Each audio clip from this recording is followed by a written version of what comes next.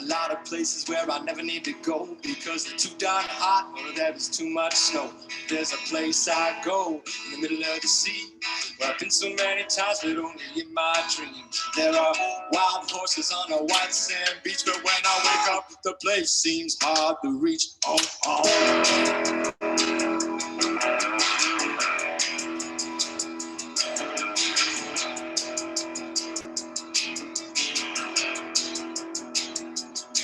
Throughout history, many sailors would say it is less of a beach and more an early grave. Seas caused many wrecks and an ocean of tears. Over 300 ships in under 400 years. So what's the name of the place? So dreamy and find it. What I'm first to say this out, but you can call it Sable Island. Oh my, to the island of sand is where I dream of going with the wild goose band. The Ipswich sparrow and the old gray seal. Sounds imaginary, but it always real. And there's never a land in the deep blue sea. The great shape shifter is calling me. A little rock light with a deep dark blue. What is a great shape shifter and it's calling you? Oh, oh.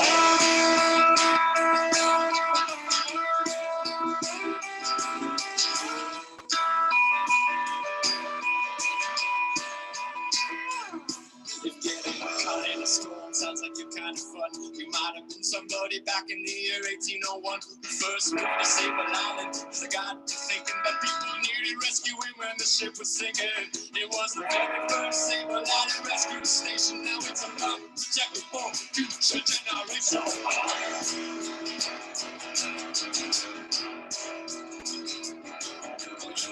Sable Island, the great shapeshifter, cause after every storm, she's gonna look different. Dunes out of more than 100 feet high, but everything can change in the middle of the night. Mother Nature giveth life in so many ways. It takes a lot of the isle the very next day.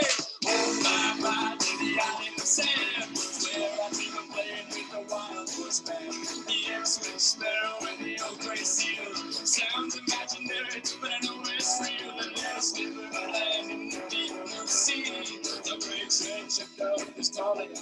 A little crack of light in the deep dark blue. It is a great shapeshifter and it's calling you, Jenna.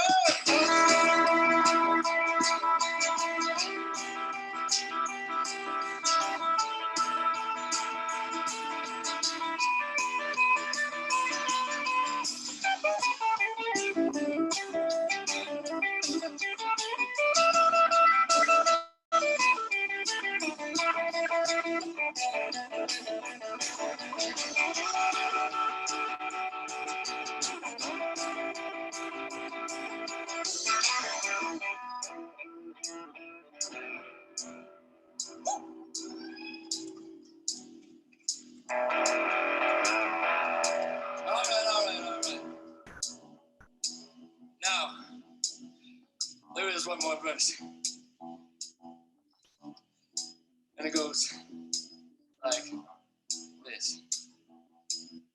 Something I'll explain before the end of the song is one Sable Island creature that don't seem to belong. It's the wild horse, of course, originally sourced, perhaps forced from its home in the Acadian forest for over 200 years. It had a resilient past and futures riding on fresh water and marrow grass. Home, home.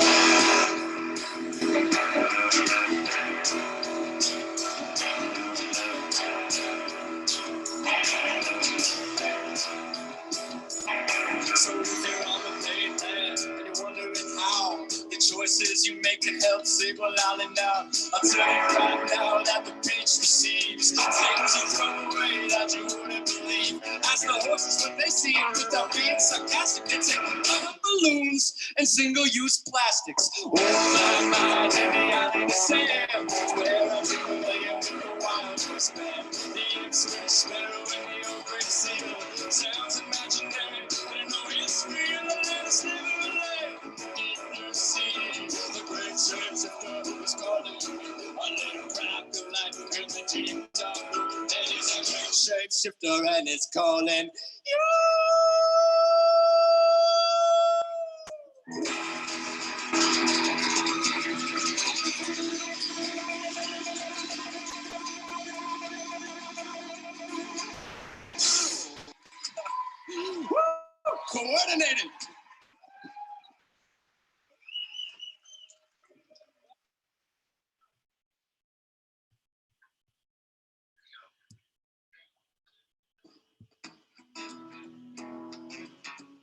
just look from my direction. It'll most likely surprise you, because it'll probably surprise me. Didn't think this would happen. Make sure you're muted, Jen. We didn't think she would come for real. We didn't think this would happen. We didn't think she would come for real. Whoa. Jenner. About weeks ago, we made a video singing my shaboom in a room on Agricola. It felt so good, it sounded so nice. And Jack said, hey, everybody, tag Feist. Cause it's a long shot, but maybe she'd come and sing with us. Cause she seems like the kind of lady. So we were waiting, and then Feist replied and said, you don't even have to pay me. I love the big sing. I love the East Coast. And I will sing with you on Saturday before my show. So we said, okay, Halifax, who you bringing? Cause on Saturday with Feist, we're singing. We didn't think this would happen. We didn't think she would come for real. We didn't think this would happen. Get ready, Bam. We didn't think she would come for real. Whoa. Oh, yeah. Hey. Oh, yeah. It's real. It's really happened. Wow, here we go. I can't believe it. I can't believe it.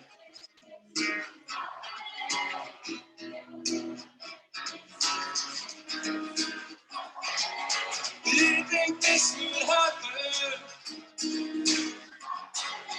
We didn't think she would come for real. We didn't think this would happen. We didn't think she would come for real. Just wow.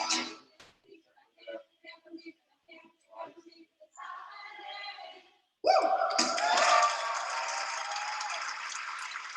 Nailed it. Feist? No, I'm just joking. Would be pretty cool, but yeah, she couldn't make this one. I tagged her 45 times.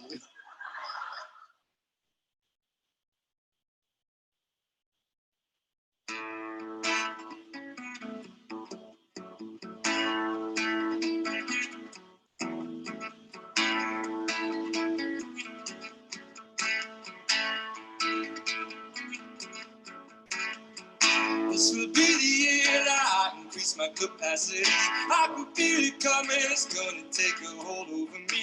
It's beginning, it's proof I'm getting it, and I'm not looking back, cause I'm not going that way.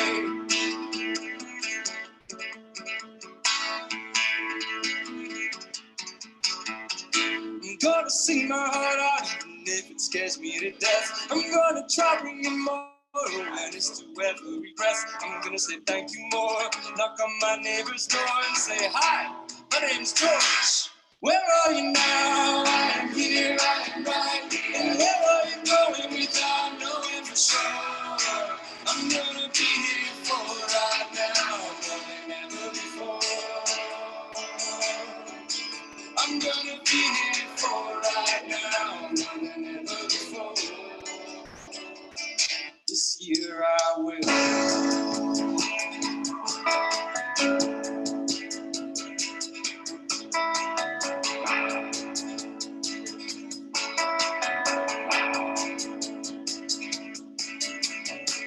We can begin my shining light on all of the shadows, cause if we can see them, we can feel uncomfortable, and we'll be dabbling the string, unraveling, and we can learn how to knit. You can do it! Everyone I know has a gift that they love giving. By now they ought to know, if they ain't giving it, they ain't living to their full potential. If life's experiential, then let's get us some experience. Where are you now? I am here, I am right here. Where are you going without knowing for sure? I'm gonna be here for right now, more than ever before. I'm gonna be here for right now, more than ever before. In the middle of the night, I went down to the bay, skipping a stone. And I've been skipping, but now I'm home. I've been skipping, but now I'm home.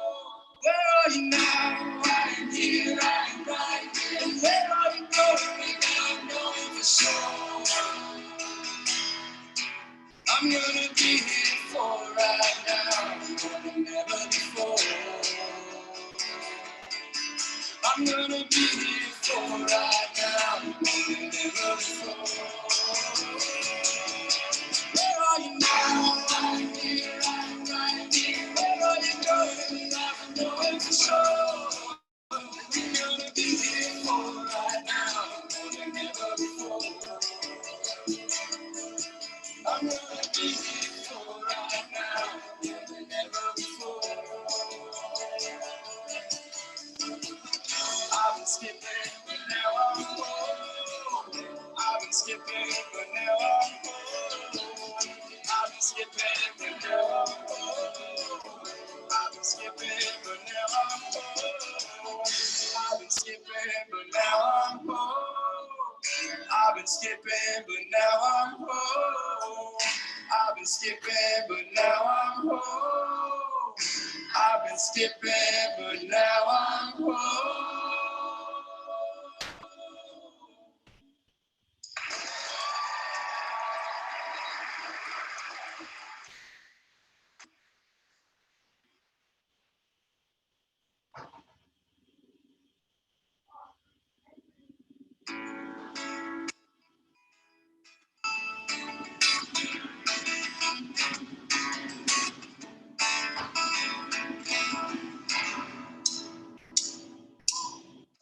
Shed my skin, shed my shell, shave my head now, try to yell. Not even I could hear myself, not even I could hear myself. Waking up to go to sleep, but who the hell would ever want to keep on living like that? I don't want to keep on living like that. So, hey, where are you going? Have you forgotten what you can show it off for? Hey, now here's a fork in the road, line in the road. Take it with your heart. Take it with your heart. Take it with your heart. Take it with your heart.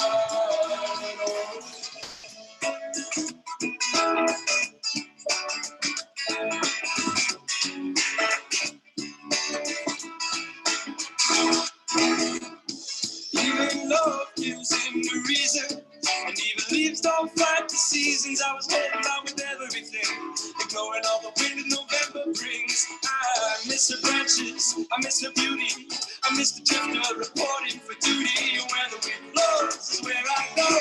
Where the wind blows is where I go. Hey, where are you going? Have you forgotten what you show it up for? Hey, that is a broken road. Take it with your heart. Take it with your heart. Take it with your heart. Take it with your heart.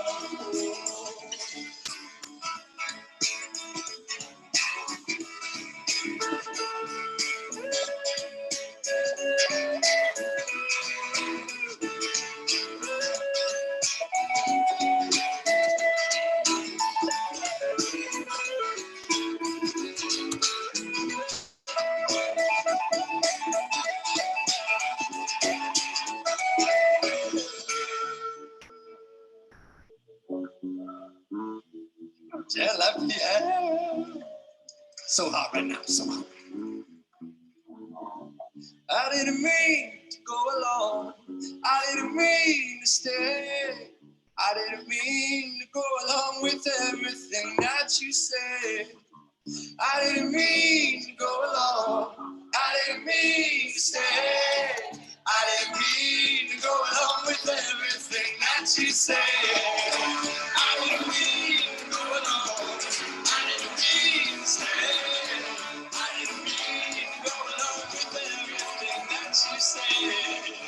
I didn't mean to go along. I didn't mean to stay. I didn't mean to go along with everything that you said. That you said. With with everything that you say. With everything that you say. With everything that you say.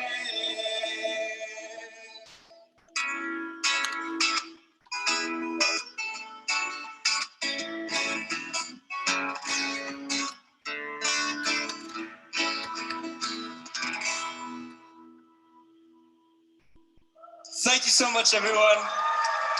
Take care.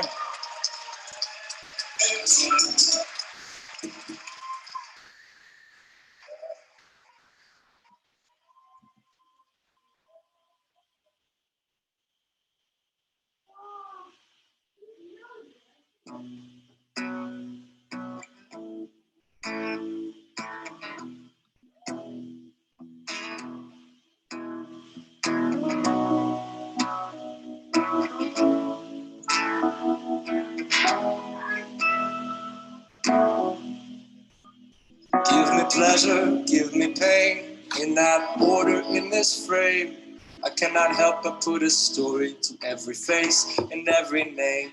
That's your age, that's your friend, and that's the place you went with them. And that's your job and that's your school, and that looks like the ocean or a pool. Then there's me, 6'1", sense of humor, lots of fun. Loves to go on great adventures, thinks that you might be the one. Loves deep chats over coffee, kind of silly, very clever. Not looking for a one-night stand unless one night's forever.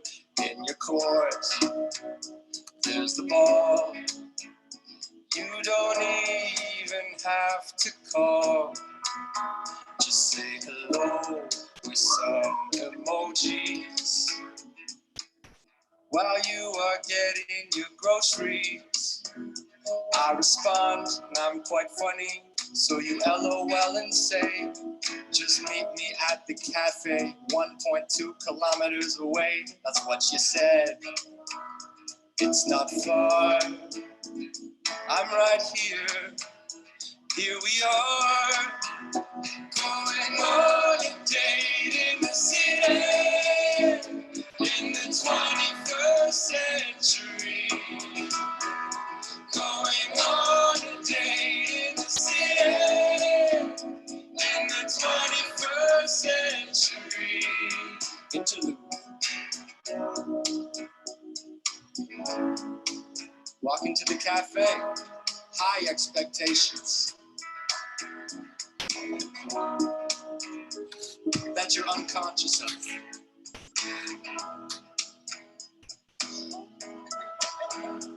I walk in, I'm right on time. You're on your phone beside the line. You don't look like any of your photos, but hey, that's completely fine. Should I pay? I don't know, because that might come off as desperate. Then the barista asks, is this together? And I say, actually separate. But hey, look, there's a seat by the window. Oh my God, it's so romantic. And as we're sipping our first sips, I look to the left and I start to panic, because it's the date from last week, the one that swept me off my feet. But when I tried to get a second date with them, they completely ghosted me. Now here I am, there you are, and she's ordering a chai. And I'm not feeling very present for being such a very present guy. As you're speaking, she's stirring milk into her sweet black tea, and our eyes meet and she waves, but I pretend not to see. She walks away, my heart is sinking. What? Oh, we are live on YouTube. We unmute Mr. Green here. Oh, Dave, hi.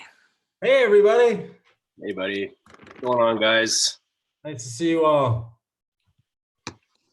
We really wish we could hug everybody today. I know. It's good to see you, man. I do have this special medallion here from our good friend Rebecca Cornick. I think it's very fitting. And it's now my most treasured piece. It's a beautiful piece of art. It is. And I have my school shirt on here. This is our school slogan, whatever it takes. We all know that we're stronger together. So whatever it takes, right? Absolutely, man. We've all been feeling just completely feelings like we've never felt before the last couple of days. And it seems like we kind of lack the vocabulary to even sort of describe some of the ways that we're feeling right now. And we really struggled about whether or not we even wanted to do this tonight, because we just felt that maybe it would be better for people just to stick it on the inside. But, we're just missing that contact so much. And those hugs are real. We wish truly that we could give them to you right now. But we also thought it'd be good to get everybody together and have a little fun tonight too. So thank you everybody who's joining in. We tried to learn from what we did last week, make things run a little smoother, a little tighter. And maybe you'll learn a thing or two. Maybe. Yeah. I think probably.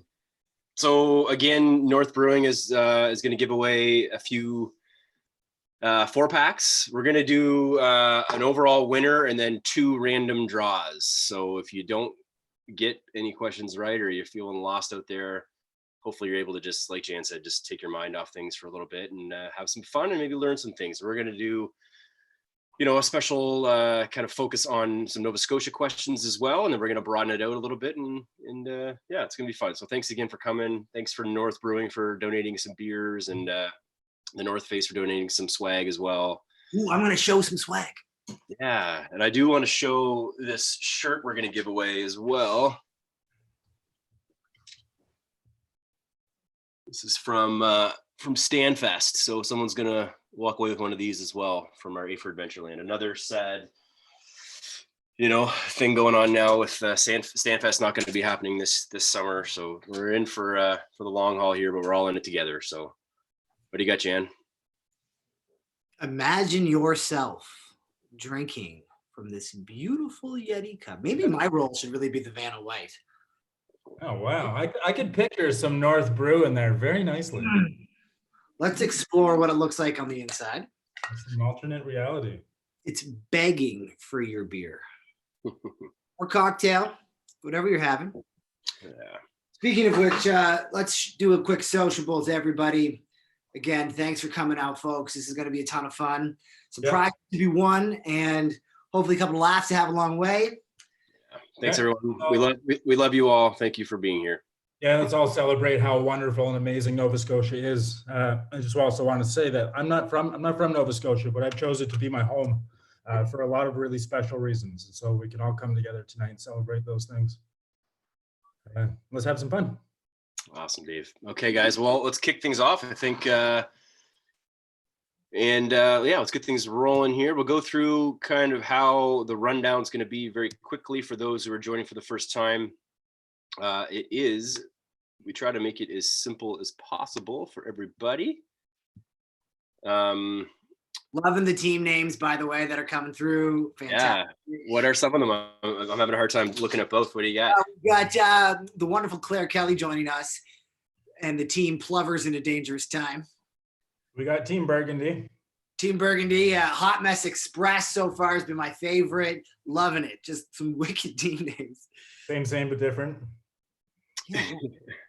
So if you haven't done so, write your team name in the comments. If you're looking to call a buddy to get them on the horn as well to help out with this, give them a call now. This is the time.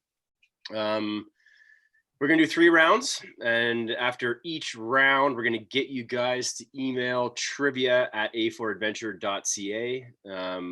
We'll write that in the comments as well, so you can just copy and paste. You can write down by hand and then take a picture of it and send it quickly by email, or you can just have your email browser open and one of the team members can just fill out the answers as we go. At the end of each round, we will go over the correct answers, and then you guys can write your comments in or write your scores in the comments, and we'll see how everyone's doing.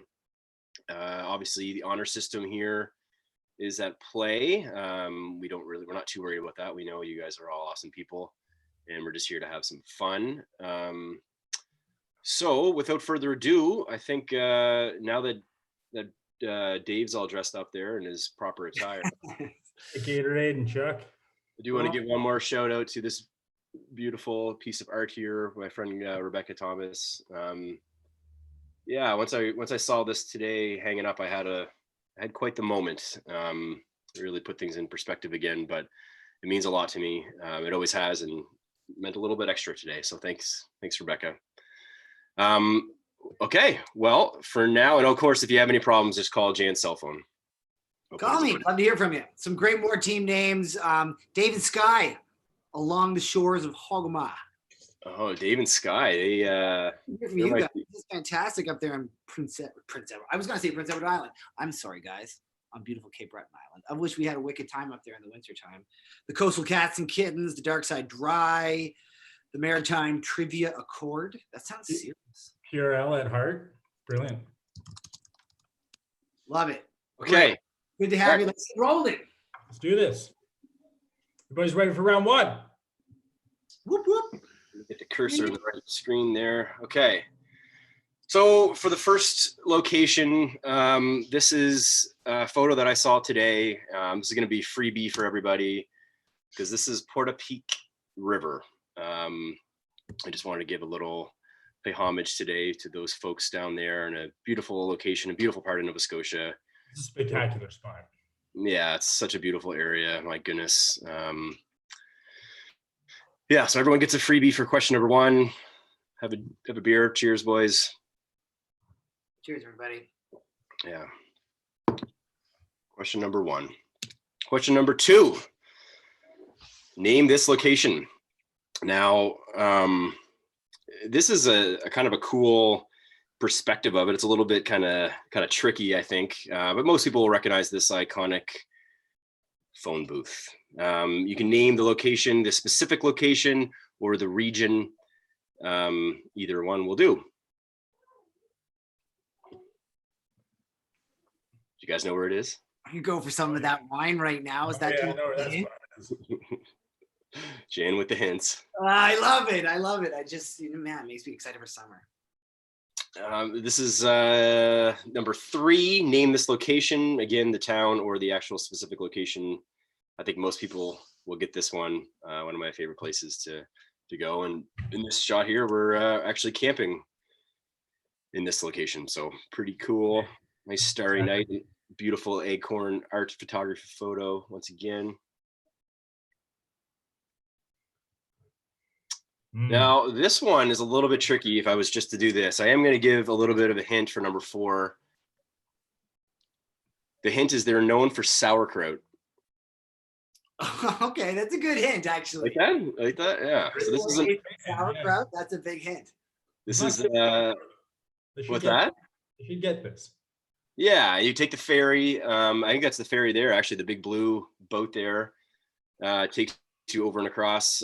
We brought our bikes over a few years ago and had a tour of this island. It's a beautiful spot and just a beautiful place of the province. That's number four. Number five. Oh, baby. Let's kick it back to wintertime. You know what's great about this photo? You're not wearing that Leafs jersey. No, I know. But the Canadian jersey proudly displayed in the background there. So that's why we put him in the back.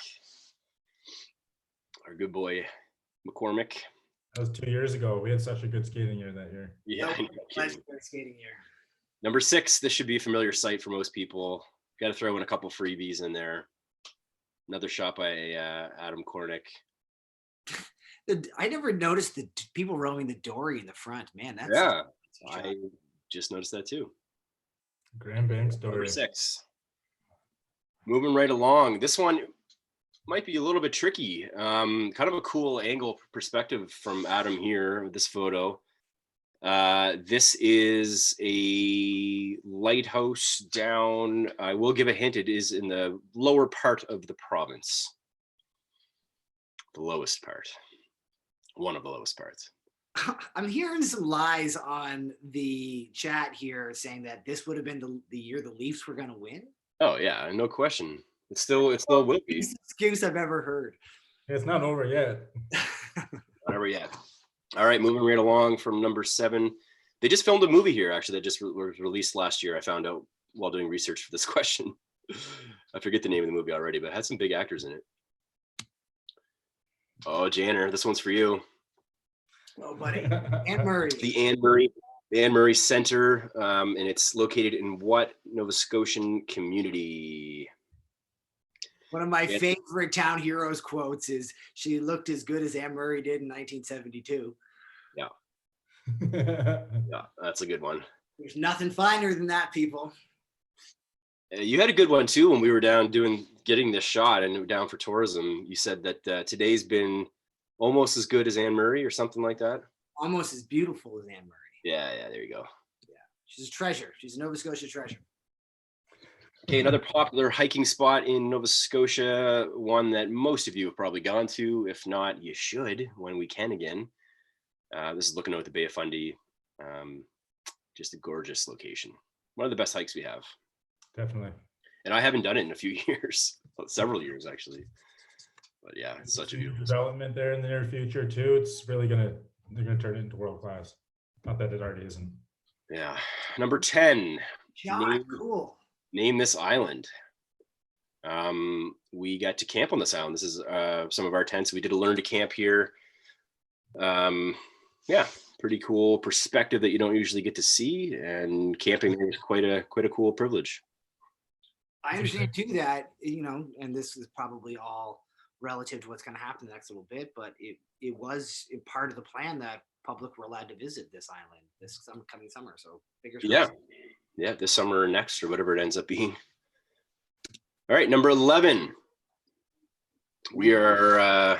That's not Nova Scotia. I was just going to say, we are still in Nova Scotia. So this one, name the location or name the community that it's in. If you can't remember the name of this location, the community that it's in will suffice, but it's a beautiful little hike that lends to this view. And last winter we played hockey on this, which was really cool. All right, number 12. It's quite the time there. I know I've taken a canoe down or down, or I don't know. But I've definitely canoed on this river before, and it's a blast. I guess it depends on which way the tide's going, doesn't it?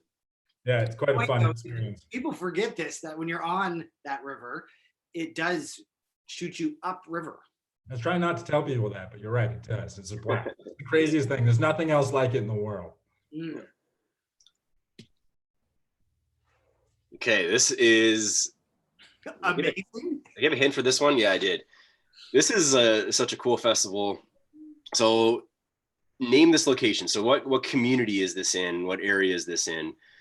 And it is home to the oldest Acadian festival in the world, which I didn't know that. I knew it was old, and I knew that it was having gone on for many years. I know it attracts people from all over the world, but it's the oldest Acadian festival in the world.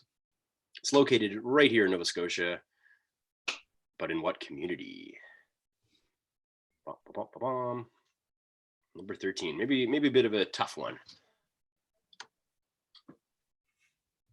So again, if you're just joining, just write down your answers amongst yourselves and your team, and then you're going to send an email to trivia@aforadventure.ca after each round. I'll write that down again just so people can copy and paste when they're done. Still trying to work two different types of technology at the same time here, boys. It's a lot. Yeah. Yeah. Number 14. I forgot to give a photo credit here, but this is Davey and Skylar. We're here with us right now. Yeah, no, that's. Oh yeah. I wasn't trying to steal your photo. I swear. I was. I think it's actually in white writing underneath there, to be honest. Yeah, and it's the hint for this one is it is the most northerly settlement in Nova Scotia, which is pretty cool. And Jan and I were just there actually in the little peak up in the top there a couple months ago. It was so windy. Yeah, it was. Number 14. All right, and the last but not least on the first round, this is the beautiful Shore Club. Hopefully you've had a chance to come here at some point in time in your life. If not, you should. And what we're asking is, what community is this in? We played there last year. Yeah, you did. George Woodhouse Public Service, along with the Town Heroes, we rocked that place.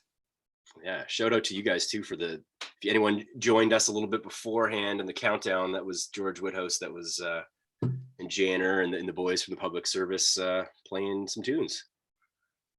All right, that's it. So if anyone has any questions in the comments that they need me to repeat a question, again, once you have your answers, all you need to do is take a picture of them if you're writing them down and send them to trivia@aforadventure.ca, or just quickly email them over. Once we have gotten a bunch of emails and everyone's good to go, we'll move on with the answers. So we'll just wait a little minute here. Yes, so submit your answers now. And tell us some scores that you got. See if we can get a little friendly competition going out there. Yeah, so once all the scores are in, we're going to go over all of those. Pure with heart is winning. Come on, Pure Hell with heart. Ian Campbell looks like he thinks he got an 11. Maybe he just really likes the number 11, because I do. It's my favorite number. How do you know what you got if we didn't do the scores yet? Just confidence, man. I love it. Sweet. So I am getting a bunch of emails here. My phone's blowing up. The Camelot Shire. Brilliant. That was a good round, Chris. I like that. I really like those pictures. Thanks for sharing all those beautiful communities, rivers, landmarks, places in our wonderful province here. Yeah, thank you to the photographers who took those beautiful photos, mainly Adam Cornick.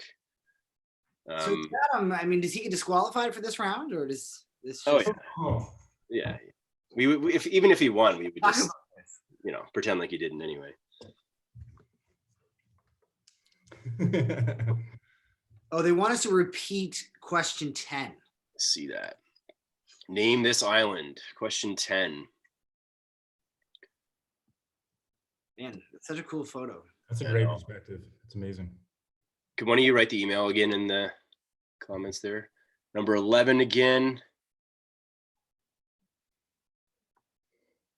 Number 12 again. Adam Young.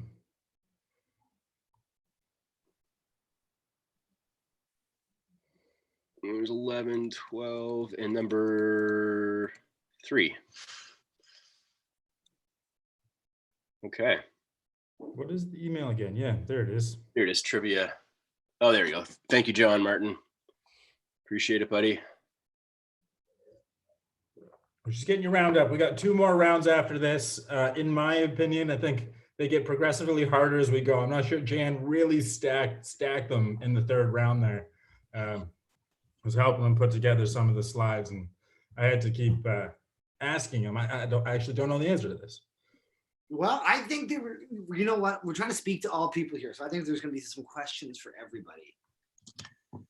Yes, email to trivia@a4adventure.ca. Email.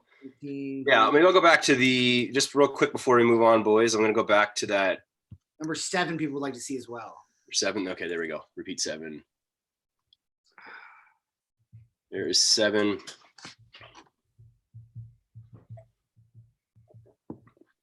And there's 13.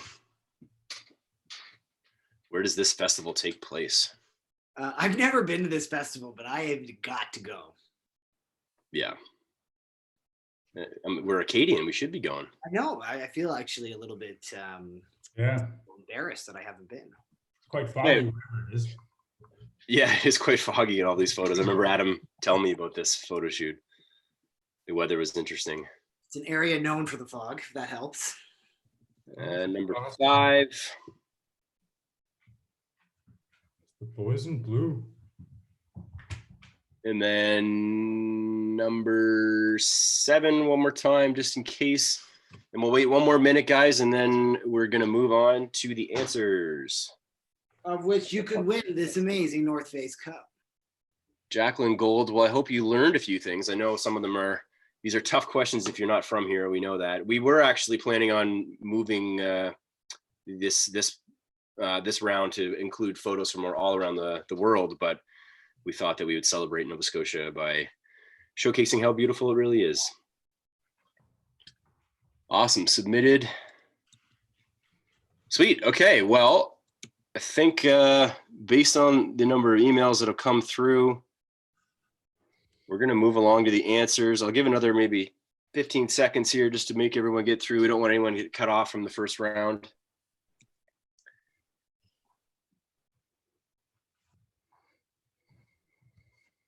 Fighting mongooses. I like that name too. Some good names here. Okay, ready. Well, as we said, this one was a tribute. Beautiful Portapique River. I've been here. We've all been here before. It's such a beautiful spot. Great capture of it too. Yeah, it is a great capture. Number 2, you said the Luckett Vineyards or the Gaspereau Valley. You are correct. Whoop, whoop. Whoop. Shout out to the valley, the beautiful, beautiful valley. Number 3, that of course is the Fortress of Louisbourg. Largest historical recreation in North America. Yeah. Very cool. And as you can tell by this photo, you can camp, and you can camp there, or you can stay inside the fortress. There's a few different ways. It's such a cool experience. Put that on your list. Number 4 is Big Tancook Island. If you were to say Tancook Island, we would accept that. And I was referring to the sauerkraut. Well, there she is. Beautiful, beautiful Tancook sauerkraut. Number 5, this would be Jan and I's backyard. That is laid up in Dartmouth. I mean, last year was an outstanding year for ice on Lake Binook. This year we had some days, but not like last year, unfortunately. Yeah, and if anyone's just joining in now, don't worry about it. Just play along. Yeah. Like you said, if you even just send an email to trivia@afordadventure.ca saying hello, we're going to enter you into the draw. So Absolutely, that's right. 2 people are going to win out of a draw. So exactly, it's not. The winner last week had 33.5. That's right. Yeah. So number 6 is Lunenburg. Beautiful, beautiful Lunenburg. Another one of Adam's brilliant shots. I think this is I think I put the screenshot in here instead of the actual photo. So Adam's probably like, Surratt, what are you doing? We have a question about whether or not we'd accept Little Tancook Island if they wrote that down. Absolutely. Yeah. It's not Little Tancook, it's Big Tancook, but Little Tancook. If you have the word Tancook in it, you're getting the answer. Okay. I'm feeling extra nice. Yeah, number 7, Cape Fourchou Lighthouse down in Yarmouth. A lot of history with this lighthouse for sure. And a beautiful spot. Actually, one of my dad's good friends, Greg Baker, he spent some childhood. His dad was a lighthouse keeper, and he lived here for several years. So that's pretty cool. Wow. In the Anne Murray Museum. Beautiful. Oh, look at her.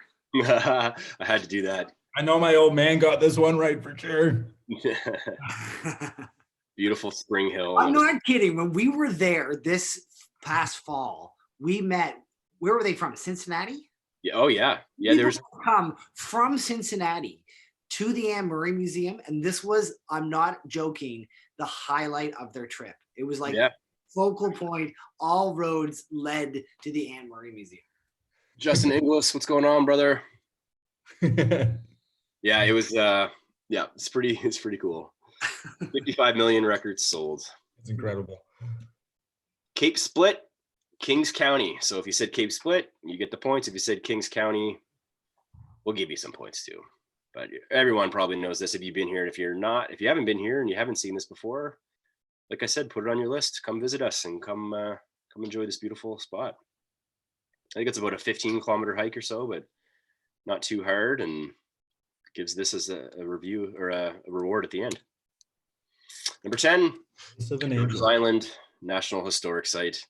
And as Jan mentioned, there is plans to open this up to the public. As of right now, it's only open for special events, but they're going to open it up at some point in the next year or two to people to come and enjoy a little more often, which I think is a great thing because it's a really cool spot. Can you see my screen right now? Sorry. Yes, I can. I'll be back. Gypsum Mines in Shady Camp. This is the Gypsum Mines hike in beautiful Shady Camp, Cape Breton. Again, if you haven't been here, Put it on your list, the ever-growing list. Number 12, this is, of course, the Shubenacadie River, the site for the tidal bore rafting. That's something, if you haven't done, you really got to experience it. It is unbelievably cool. Super cool. Put that on your list as well. This is the shot, that's the Maitland, the shot's taken from the Maitland Bridge. This is still, I think it's one of my favorite. If anyone wants to come sit bow with me on the Shuby sometime, just let me know. Oh, paddling the Shuby is a next level adventure. It's tons of fun. Yeah. This one is Clare, beautiful Clare. Yeah. A festival that we need to get to. I'm just realizing now this how funny it looks with the face in the second big. This would be really cool. So yeah, Clare is the correct answer for this one. Number 14, the most northerly populated area in the province is Meat Cove. Such a beautiful spot. Yeah, it's stunning. And that hike that you can get to, that little peak up there in Meat Cove Mountain, it looks back on the valley. Stunning, very stunning. Thanks to Davey and Skylar for the photo.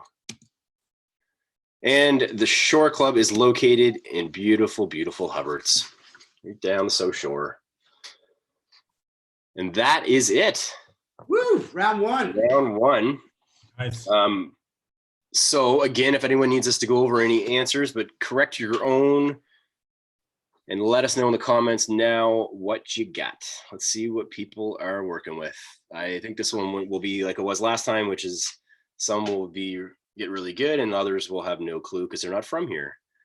But again, the idea with sharing these Nova Scotia photos today was just to show some love and spread some love about Nova Scotia and how beautiful Nova Scotia is and how beautiful Dave is as well. Bringing it out.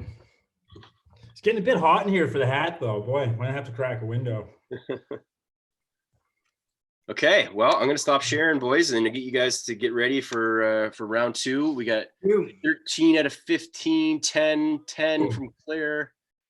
Getting all fired up now. 13, Jeff. 12 out of 15 from downstairs. Lauren, 15 out of 15. Oh, we're blowing up here. 14, 15, 14. Ashley McDonald, 15. Man, okay, wow. Confidence, eh? You're right smart. Wow. That is impressive. Wow. Look at this rolling in. 13, some 11s. Really good answers. 12. 14. Awesome, guys. Team Oars, 12. 15. Boom. Perfect score.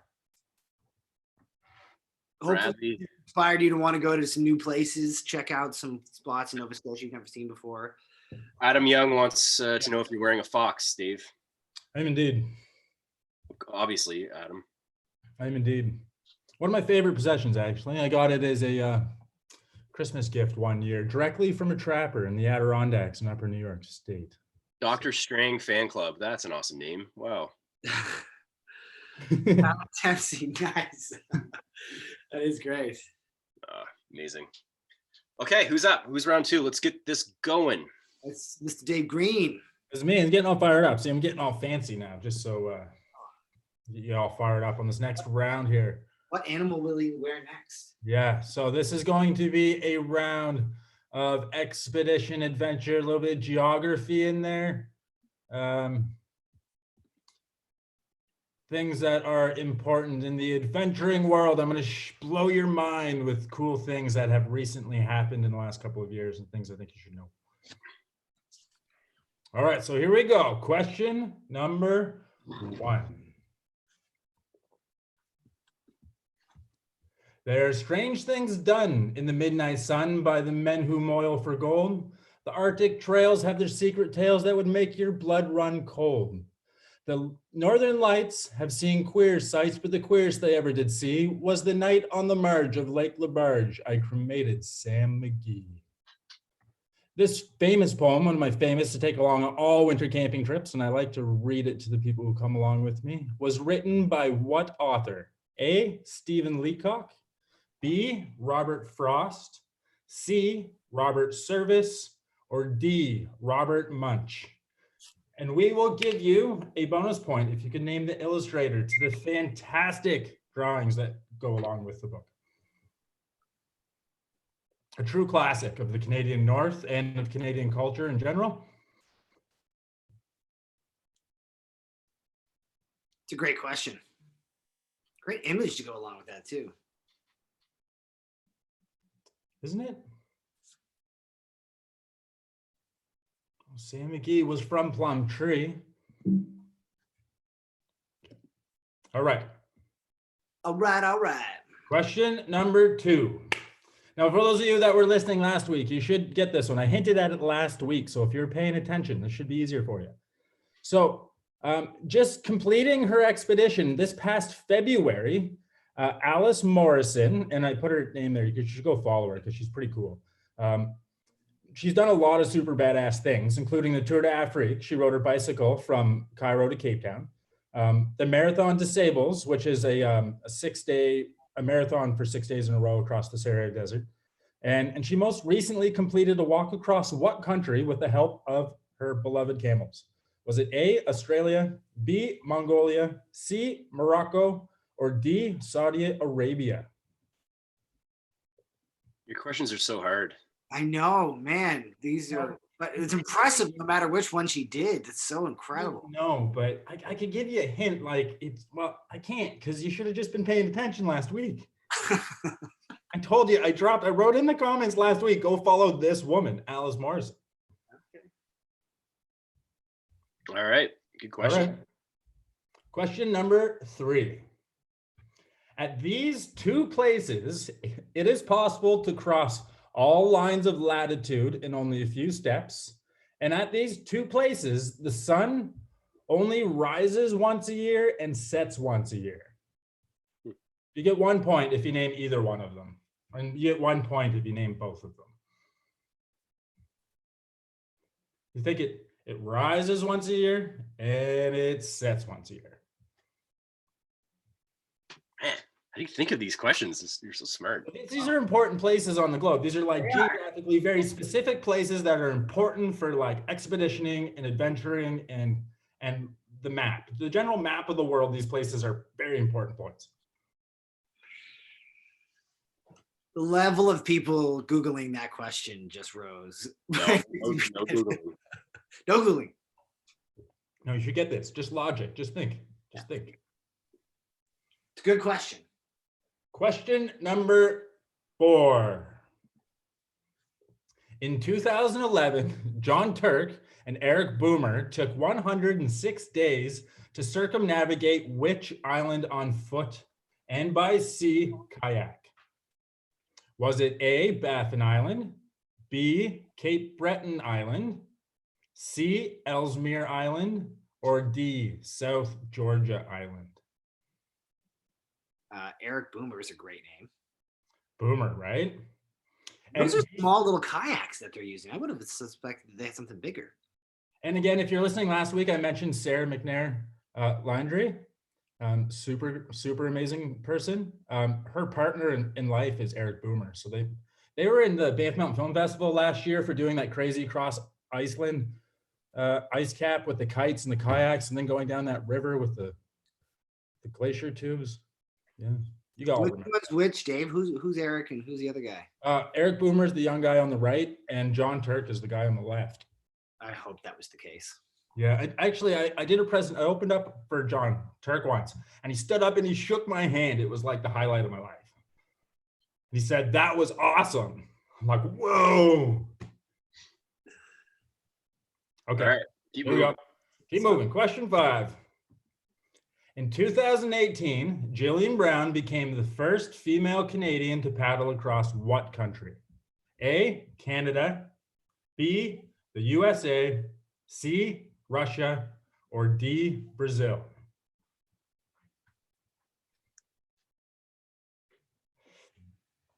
Jillian Brown is amazing. She's done a lot of other things too, including doing the first descent in a tandem sea kayak in the Grand Canyon. A lot of amazing trips all around Canada and North America, and a really good photographer as well. And a great writer too. Adam Young is wondering that number 3, should that not be lines of longitude? Yeah, probably. Yeah, Adam's real smart. definitely. Stop showing off, Adam, with your smart. Definitely longitude. Yeah, the ones that go up and down, right? That's what I meant. Yeah. The ones that go up and down. Oh, Yeah. Adam, keeping us in check. I love it. Lats flat. Lots flat. That's right. These ones don't ever meet. These ones don't ever meet. These ones do. There you go. All right. Sorry to confuse you. We'll carry on now. Question number 6. Graham Carter and Jan Sebastian Lapierre sea kayak 202 kilometers over 30 hours from Canso, Nova Scotia to Sable Island nonstop. How did Jan and Graham pee? Right, they're in a tandem sea kayak. How did they pee? They're in there for 30 hours. They had to go pee more than twice. Did they A, stand up in their boats? Did they B, just go for a swim, have a pee, and then climb back in? Did they C, lean back while sitting, just kind of like go out the side of their boats, this? Or did they go into a Gatorade bottle? You know, convenient. These were the sunglasses that I wore on that trip out there. And they're as ridiculous looking now as they were then. Hopefully you didn't pee on them. Oh, I am absolutely confident that these were peed upon. And Adam, it took us under 30 hours, I'll have you know. I knew you were going to say that. 29 hours and 59 minutes. I made Dave round up to 30 hours before we started. True I did. story. He made me do it. No, it's good. And Adam Young, never. You don't need to shut up. We want to hear from you. And you gotta someone's got to fact check these guys. Come on. I know someone's got to keep it flipped. All right, number 7. Question number 7. Roald Amundsen was the leader of the first team to reach the South Pole. Much of his success was attributed to the use of what animals? A, Icelandic ponies. B, Greenland dogs. C, Newfoundland dogs. Or D, Alaskan Malamutes. This guy was amazing. He did all kinds of cool stuff. And you can see here, this picture of him, he's wearing a polar bear suit. Yeah. Crazy. I just learned that when they left to go to the South Pole, the crew that was with him thought they were going to the North Pole, and they weren't even told about it until they were on their way. I have no doubt. He spent much time with Aboriginal people in northern Canada, learning the ways of being efficient on the land and being with the land. He was really smart about the ways he did. He was successful for a lot of reasons. He's also from Norway. So a lot of the success was attributed to the use of what animals on the South Pole expedition. Question number 8. Expeditions are more difficult mentally than physically. Many long-distance solo travelers, such like you're gonna go on a 60-day ski trip to the South Pole, or row across an ocean, or go spend a serious amount of time alone, where you need to be mentally tough, will participate in a 10-day silent retreat to help them prepare psychologically. What is it called? A 10-day silent retreat. A, Bassinet. B, Shavasana. D, Shodhana. Or D, Prana. It's a 10-day silent retreat. What are they called? Very intriguing. Just a neighbor of mine told me the other day that he's done 4 of them. Whoa. 4 of them. And he told me that once you do 5 of them, you gain entrance to doing a 40-day one. Wow. Do you have to fight a boss too? Or is your mind the boss? You are the boss. Okay, question number 9. Kimi Rita Sherpa has summited Mount Everest more times than anybody else. How many times has he been to the top and safely back down? A, 16 times. Has he climbed Mount Everest 24 times? Has he C, climbed it 9 times? Or has he D, climbed it 33 times? That's crazy. I know. Crazy. It's a hard question, I know, but like. Wow, it's just a cool answer. I'm excited to hear how many times he's done it. Yeah, and it doesn't matter. I mean, if you did it 9 times, incredible. Right? Yeah, that's crazy. Wow, very cool. Incredible. Incredible. The Sherpas, man. North Face, actually, one of our sponsors tonight, put out a great series, and one of the films on there is called Lhotse, which is the second highest peak, it's right beside Everest. It's a great film. Highly recommend watching it. And at the end, there's a little clip, and it asks the Sherpas, so how many times have you climbed it? And they go through all the 14,000. They go through all of them, 8,000 meter peaks. It's crazy. Onwards. Question number 10. Back in 2012, Canadian girl herself, Kate Harris, and her pal Mel Yule spent 14 months riding their bicycles over 10,000 kilometers over what famous route in Asia? So this is Kate Harris. Was it A, the Road of Bones, B, Khyber Pass, C, the Old Hippie Trail, or D, the Silk Road? I hope it's the Road of Bones. And she wrote a book. It's called The Land of Lost Borders. It's quite a good book. I recommend it. Yeah. Road of Bones. I'll tell you all about the Road of Bones. They're all really interesting places. I'd look up all these things. Okay. Question 11. Frank Wolff is one of the most accomplished Canadian explorers living today. He's drawn more lines on the map than pretty much any other Canadian right now. But back in 1995, when he was just a roaring young buck, he became the first person, him and his teammate, to cross what country in one paddling season? So he would have left in March. He would have finished in like November or something. Was it A, the USA, B, Canada, C, Russia, or D, Brazil?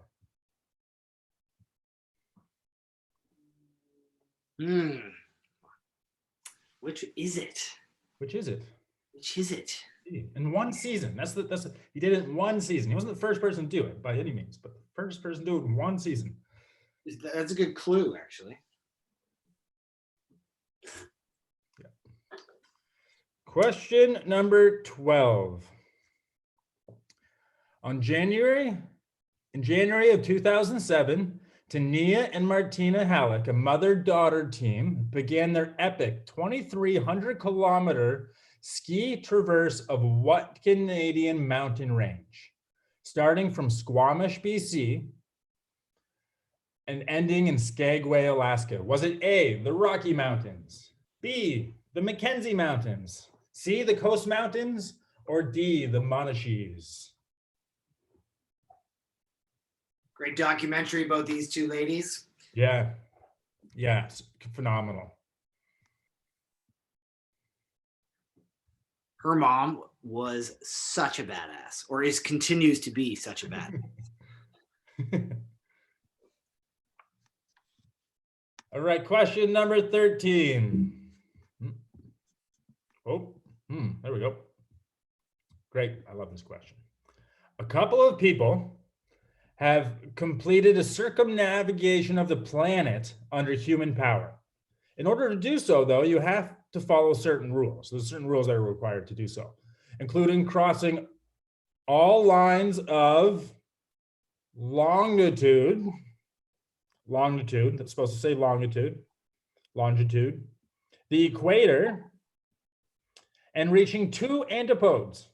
What is an antipode? Is it A, the highest and lowest places on the planet?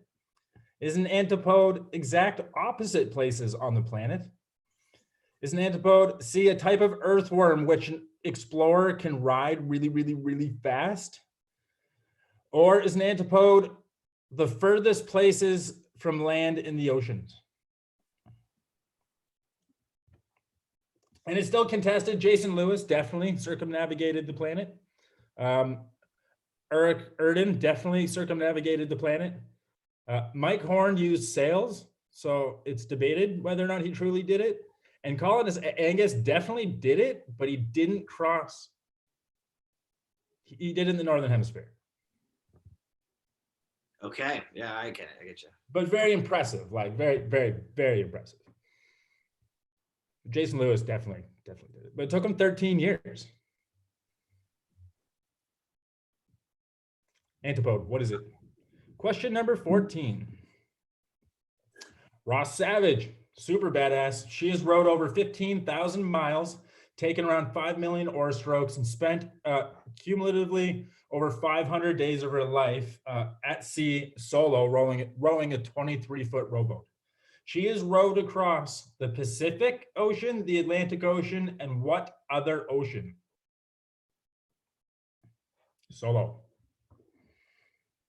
It's the biggie. It's the other biggie. That's reasonable for something to do, right? Kind of reasonable. Okay, it's not reasonable at all, but like, and she did it. Yeah.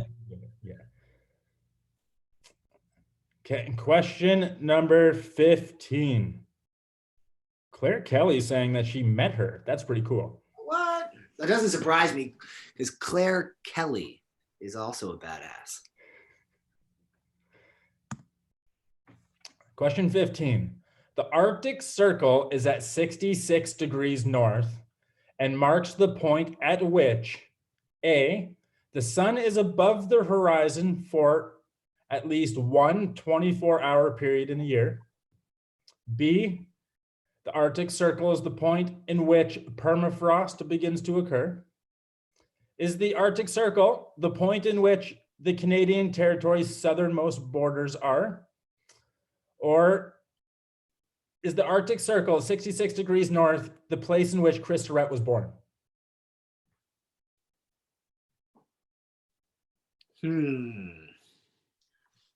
I know the answer.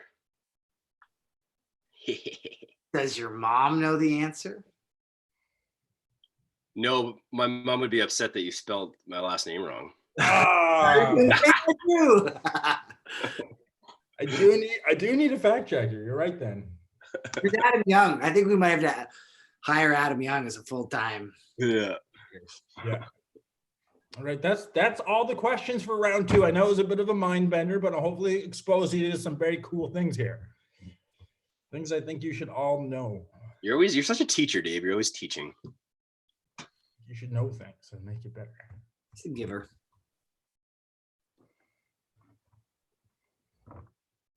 Just be my little buddy, dude. Okay, so we give people like if there's any questions or repeat of questions that you need Dave to scroll back for, let us know in the comments. If not, we'll give you the minute or two to send in your answers. Yeah. We got some answers already rolling through here. Papa Smurf, Maritime Adventure Accord.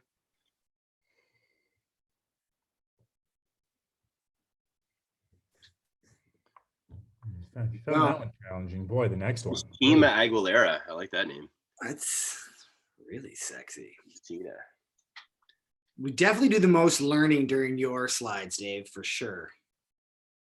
Postal Cat and Kittens. Team Chia. Round 2.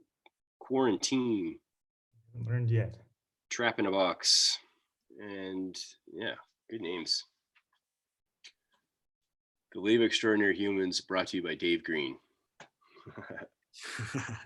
Adam Young. We need Adam Young. We should just get Adam Young. We should call him in next time. We should. I know. We should have a guest in here. I'm surprised that he has internet way up where he is, though. What do you think, Adam? You want to guest appearance in here? Come up with a round? We should give a shout out to Purple Cow as well. Purple Cow Internet. We are driving this thing through. That's right. All three of us. Yeah. Purple Cow for life. Join the herd. We have a question, Dave. Oh. From San Patton. She wants to know, her teammate says she wants to know, where are the pop trivia questions about Britney Spears? Oh, they're coming. Hopefully, yeah, I think there's some in the next round. Yeah, they're mine for sure. Never fear. Jan's got your back. That's why they put me second, because they know no one's going to get any of them. They're like, what's going on here? I play cleanup in this team. Pinch hitter. All right. Well, we don't seem to. Oh, number one, Adam Kornick wanted to repeat. I think he must have been doing a washroom break during the first question. Who's feeling confident here? Who thinks they've got him? This is Dave's round. So you know, thinking you've got it means you've got 7 out of 50. Number one, who wrote The Cremation of Sam McGee? And a bonus point if you can name the illustrator. Oh, I didn't catch on to that. You're making me do extra work here, Dave. No. Great.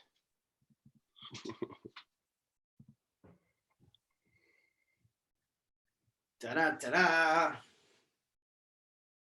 13. Repeat 13. Oh yeah, so to circumnavigate the planet successfully under human power, underneath the rules, whatever, you need to do a bunch of things, and one of the things includes reaching 2 antipodes. I might be pronouncing that completely wrong. I have no idea. It's just the way I've always read it. So it's called an antipode. What is an antipode? Antipode?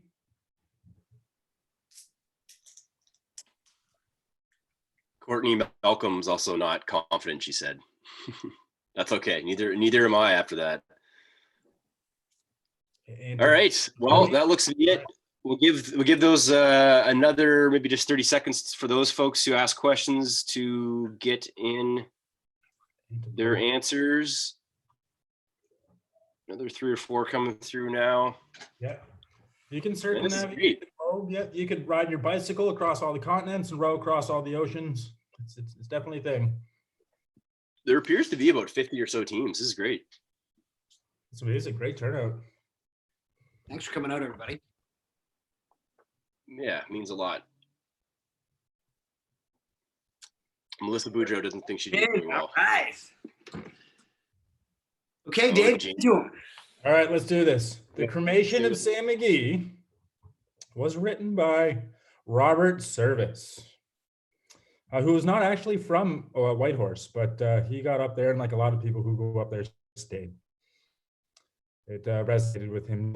And illustrated and great book. If you know any young kids in your family, maybe like 8-year-olds, definitely worth just having around. Cremation of Sam McGee is written by Robert Service. Question number 2. Alice Morrison recently as in February, finished walking across Morocco. She walked all the way across Morocco, 1,500 miles with the aid of, I think she had 4 camels and 2 guides with her to help with the language barrier. But I can imagine it was quite challenging. An amazing story too. And again, she's done so many other amazing things too that it's not a surprise. And I wouldn't be surprised if she'll get out there and do more super awesome things in the future. So go give her a follow and see what happens next. Question number 3. This is the place where you can cross all lines of longitude in just a few steps. And the sun rises once and sets once a year. And that would be at 90 degrees north and 90 degrees south, which is the South Pole and the North Pole. It's almost like a bit of a trick question, sort of. Because it should be obvious, but it's. Yeah. This is a trick question. I wasn't thinking that when I first, I was thinking more complicated for some reason. Yeah, it's on the equinox. What's the other one called? The first day of fall? The first day of spring is equinox, spring equinox? No? No, it's not the beginning of summer. Adam Young, where are you? Anyways. Amazing place. If you were standing there, that's what you would see. North Pole and the South Pole. Question number 4. John Turk and Eric Boomer, back in 2011, circumnavigated Ellesmere Island. Believe it or not, they went in a clockwise from Grise Fjord And yeah, they had like polar bears ripping open their tents and like walruses trying to swamp their sea kayaks. Excuse me. John Turk put his body into systemic shock by the end. He made it to the end, but he was rushed immediately to the hospital. It's crazy, crazy story. There's some really good articles out there and pictures, but very, very cool. Make sure you read the answers, Dave, when you're giving out the or the letters when you're giving out the answers. Oh, C. Yeah. C. Question number 4. The answer is C. Ellesmere Island. John Turk. Question number 5. And is 3 worth 1 or 2 points? Good question. 1 point. Yeah, well, that's what I thought. Okay. 1 point. Either one is right, though. Either one's right. Yeah. Question number 5. Jillian Brown became the first female Canadian to paddle across the USA. So cool. I believe, and it was over 150 days. They started in Astoria, Oregon, went up the Columbia, crossed over the Continental Divide, and went down the Missouri and the Mississippi. Yeah, no big deal. And actually, Jill, next week we're doing a night of misadventure. Night of Misadventure is going to be live virtually here, and Jill has said she'll come in and share a story of a time she's done something silly and learn from it. So don't miss that because she's super cool. Yeah. Question number 6. The answer is C. Jan and Graham would very carefully lean back in their boats, lean over a little bit in some awkward manner, or the other one was bracing, I'm sure of it, and have a little tinkle right out of the side of the boat. That was B for the last one, right, Dave? Everyone's asking. Yeah, sorry, that was B. B. Number 5 was B. B, USA. Yeah, I'll tell you, we did a lot of peeing on that trip. I'd say we peed every 25 minutes to 35 minutes. We were drinking a lot. Did you eventually just, actually I shouldn't, did you eventually just pee in the boat? No, we kept it together. We peed over the side of the boat. Okay. I have heard of people who've just peed directly in the boat though. Just kind of go pee. Yeah. It's a long trip. 30 hours is a long time to have pee at your feet, though, for that. Yeah, it's good. Yeah. And it was, you know what? Like, honestly, the times that we had to pee were the times that, you know, we would also stretch and take a second, a breather, eat a cookie. San Patton, no, I can assure you they're not gifted. Oh, it's a thing. Oh, that's funny. That is funny. Question number 7. Roald Amundsen, much of his success with becoming the first team to reach the South Pole was because of the use of Greenland dogs. So B, Greenland dogs. Scott, Captain Scott, who was the British guy who went down there to try to do the same thing at the same time, unfortunately took ponies with him, and it didn't turn out very well for him. Oh, wow. He also did a lot of things that were like common in the day, kind of like things that like, I don't know, somebody like Franklin might have done, and like, you know, brought their suits and did like things and like tea, like had tea, you know. Anyways, didn't go well for those guys, but the Norwegians, it went really well, because of the Greenland dogs and being smart and learning from Aboriginal people and just being smart. But Greenland dogs are amazing. They're the most pure dog on the planet, and they're the oldest breed of dog on the planet and the most purebred of all dogs on the planet. Greenland dogs. Really? The most purebred? Yeah. Huh. And you cannot bring a dog into Greenland. And once a Greenland dog leaves Greenland, it can never go back. That's sad. Yeah. All right. Like Vikings. They're Viking. Question number 8. A 10-day silent retreat is called a Vipassana.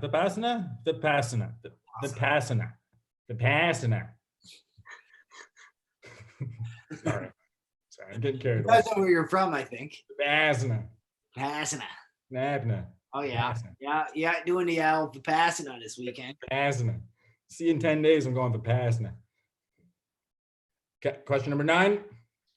Cami Rita Sherpa has summited Mount Everest 24 times. That is B, 24 times. It's not about being smart, it's about learning. Yeah, just I'm sorry, I made it hard on you. Everyone getting so well in the first round. It should like. It's gonna be more fun the next one. This time you're learning. Jan's gonna remember the pinch oh, hit. Natasha, you don't suck. You guys are being too hard on yourselves. No. This is all about learning. But I'm glad someone Amazon ordered themselves a Greenland dog just now. I don't know if you want to do that. It has to come straight from Greenland. You said that. You got space to run? Yeah, true. 24 times, pretty impressive. I bet he'll do it again. That's so crazy. He's breaking his own record. Like he just does it every year. Question number 10. 2017, Kate Harris and her friend Mel Ewell rode their bikes 10,000 kilometers along the Silk Road. Yes, and then wrote this amazing book on it called Land of Lost Borders. Highly recommend it. Amazing. Yeah, ride. what letter, Dave, was number 9? 9 was B. 9 was B. B24. Okay. Yeah. I gotta start looking for that. I keep forgetting to. Sorry, that's my fault. It is your fault. It's true. It's my fault. We'll do better next time, people. I promise. Watching this though, there's some good answers coming here. Question number 11. Frank Wolf became the first person and his buddy to paddle across B, Canada, in a single season. 8,000 kilometers from St. John's, New Brunswick to Vancouver. Wow. And this map here just shows they're all just trips that he has done under human power around Canada throughout his career. I've been following this guy since I was in high school. I'm gonna be like Frank one day. Frank Wolf, he's got the right name for it. Yeah. Oh, Justin English is playing at the fire station with this crew. He said. Oh, really? That's great. Yeah. Awesome. Question number 12. The mom-daughter duo skied 2,300 kilometers across the coast mountains from Squamish, BC to Skagway, Alaska. Another big recommendation on the documentary about those two. Yeah. Her mom hiked out of USSR with her baby. Right, that's the story. Yes, to escape to freedom. And then years later, she does this. Oh, it's so cool. Yeah. Imagine that. She climbed over a mountain with a baby to get out of there. No, Ashley, St. John's? See, New Brunswick. Yeah. My bad. Question number 13. Antipode is a B, 2 opposite places on the surface of the planet. So one would be north of the equator, one would be south of the equator. So if you're going around the world, that's why you need to cross all lines of longitude, the equator, and these 2 points. It's kind of the criteria. What's that documentary called that you guys were just talking about? I don't know. I'm trying to find it right now. And antipodes on land, both of them being on land, are actually quite rare. There are some, but the best known one is the North Island of New Zealand, and most of Spain, or Western Spain, are direct opposite places on the planet. So if you could actually dig a hole straight down on the North Island, say in Tongariro, you would come up in Spain. Cool, eh? Nothing to wonder about these things. Yeah. But this is Jason Lewis's map. He went through Australia and then crossed it while rowing across the Atlantic Ocean. Yeah. It's called Walk Hard. Walk Hard. Walk Hard. A mother and daughter's trip across the coastal mountains of British Columbia. Amazing. Question number 14. Roz Savage rode across the Atlantic Ocean, the Pacific Ocean, and the Indian Ocean? And what letter is this, Dave? I have no idea, so I'm going to scroll back and tell you.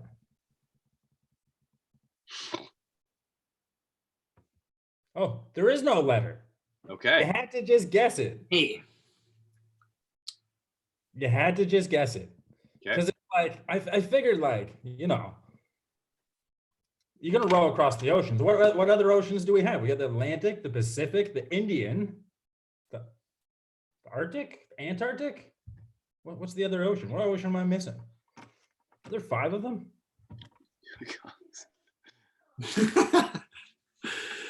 Just reading the comments. Indian Ocean. You just had to get that one right. And the last and the final question, I'm going to leave you all alone for a little while. Number 15, the Arctic Circle is at 66 degrees north and marks the point in which A, the sun is above the horizon for a 24-hour period. So that means the sun, for at least one 24-hour period in the year, the sun rises above the horizon, stays there for 24 hours and then sets again. It's called the midnight sun. And then the opposite, which is on the south, or in the wintertime, would be at least one period of 24 hours of darkness where the sun does not rise. And that is the line in which the Arctic Circle sits. Very good, man. Very good. good job, Oh, Dave. Did it. San got 11. Whoa. Plus bonus. 6 wrong. Good. See, it's not that bad. Okay, 8 out of 15, 10. Wow, okay, yeah, geez. 9 points from Jane. 5 out of 15, Jeff. That's pretty much where I would have been at. We're getting some approval from Adam Young. Yeah. Are we? Nice work, Jeff. Ooh, 13 out of 15. 5 out of 15. Come on down there. You can do better than that. Nice. 11. Okay. Wow. Good work, everybody. Some 7s, 10s. Nice. My mom just sent an email. Said that was very hard. It was hard. I know. I'm sorry. It was supposed to be hard, though. It's learning. I know. I love it. I know. School's out. I'm trying Baby to. and Sky got 9. Jeff is just laughing out loud, maybe at himself. You should see my grade 1 students when I ask them these questions. Aaron wants us to say the correct letter for the first question. Can you please say the correct letter for the first question, Dave? I could pull it up too, I suppose. Got it somewhere here. I'm gonna say it's C. It's definitely C. Are you just making up things? No, C, Robert Service. It's definitely C, Robert Service. C. Okay.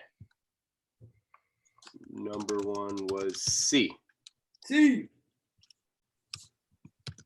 Yeah, you should see my grade 1 and 2 students when I ask them all these questions. Probably better than I would be. Great round, Dave. That was excellent. Great, thank you very much. Let's do it. Okay. Scott earned 9. One more sociable to everybody out there. Thanks for tuning in. This has been a ton of fun. And a reminder too, we're going to give away some sweet swag here and to the winners of said trivia. And we're just going to wait another one momento and then we'll get rolling on the third round, which stay tuned for the topic. It might be easier. It might be harder for those people who aren't well versed in maybe the entertainment world. A couple people are mentioning that the documentary called Crossing the Coast Mountains was the name of the documentary. That could be true. That was a quick Google on my search, so on my end. So it may be called that. I thought it was like Walk Hard, the trip across the coastal mountains, but maybe that was just an article. I don't know. It looks like. Crossing. Documentary though.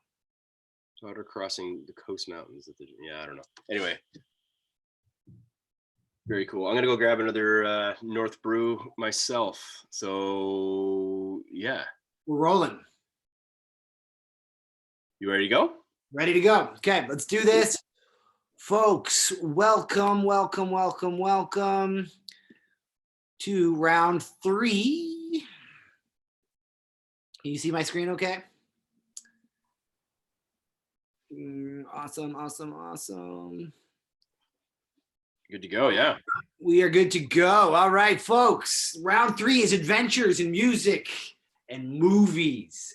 So these questions are going to be things, hopefully, that you might remember from movies that you've seen or music that you've heard. And let's not dilly-dally. Let's get right into it. Good old question number 1. In April 2003, mountaineer Aaron Brolin had a bad day, a very bad day, hiking at Utah's Canyonlands National Park. He had a very bad day after he got his arm caught beneath the rock. His ordeal was turned into a best-selling book and then into a major motion picture starring James Franco. What was the name of that movie? Was it 121 hours? B, 127 hours? C, 124 hours? Or D, 129 hours?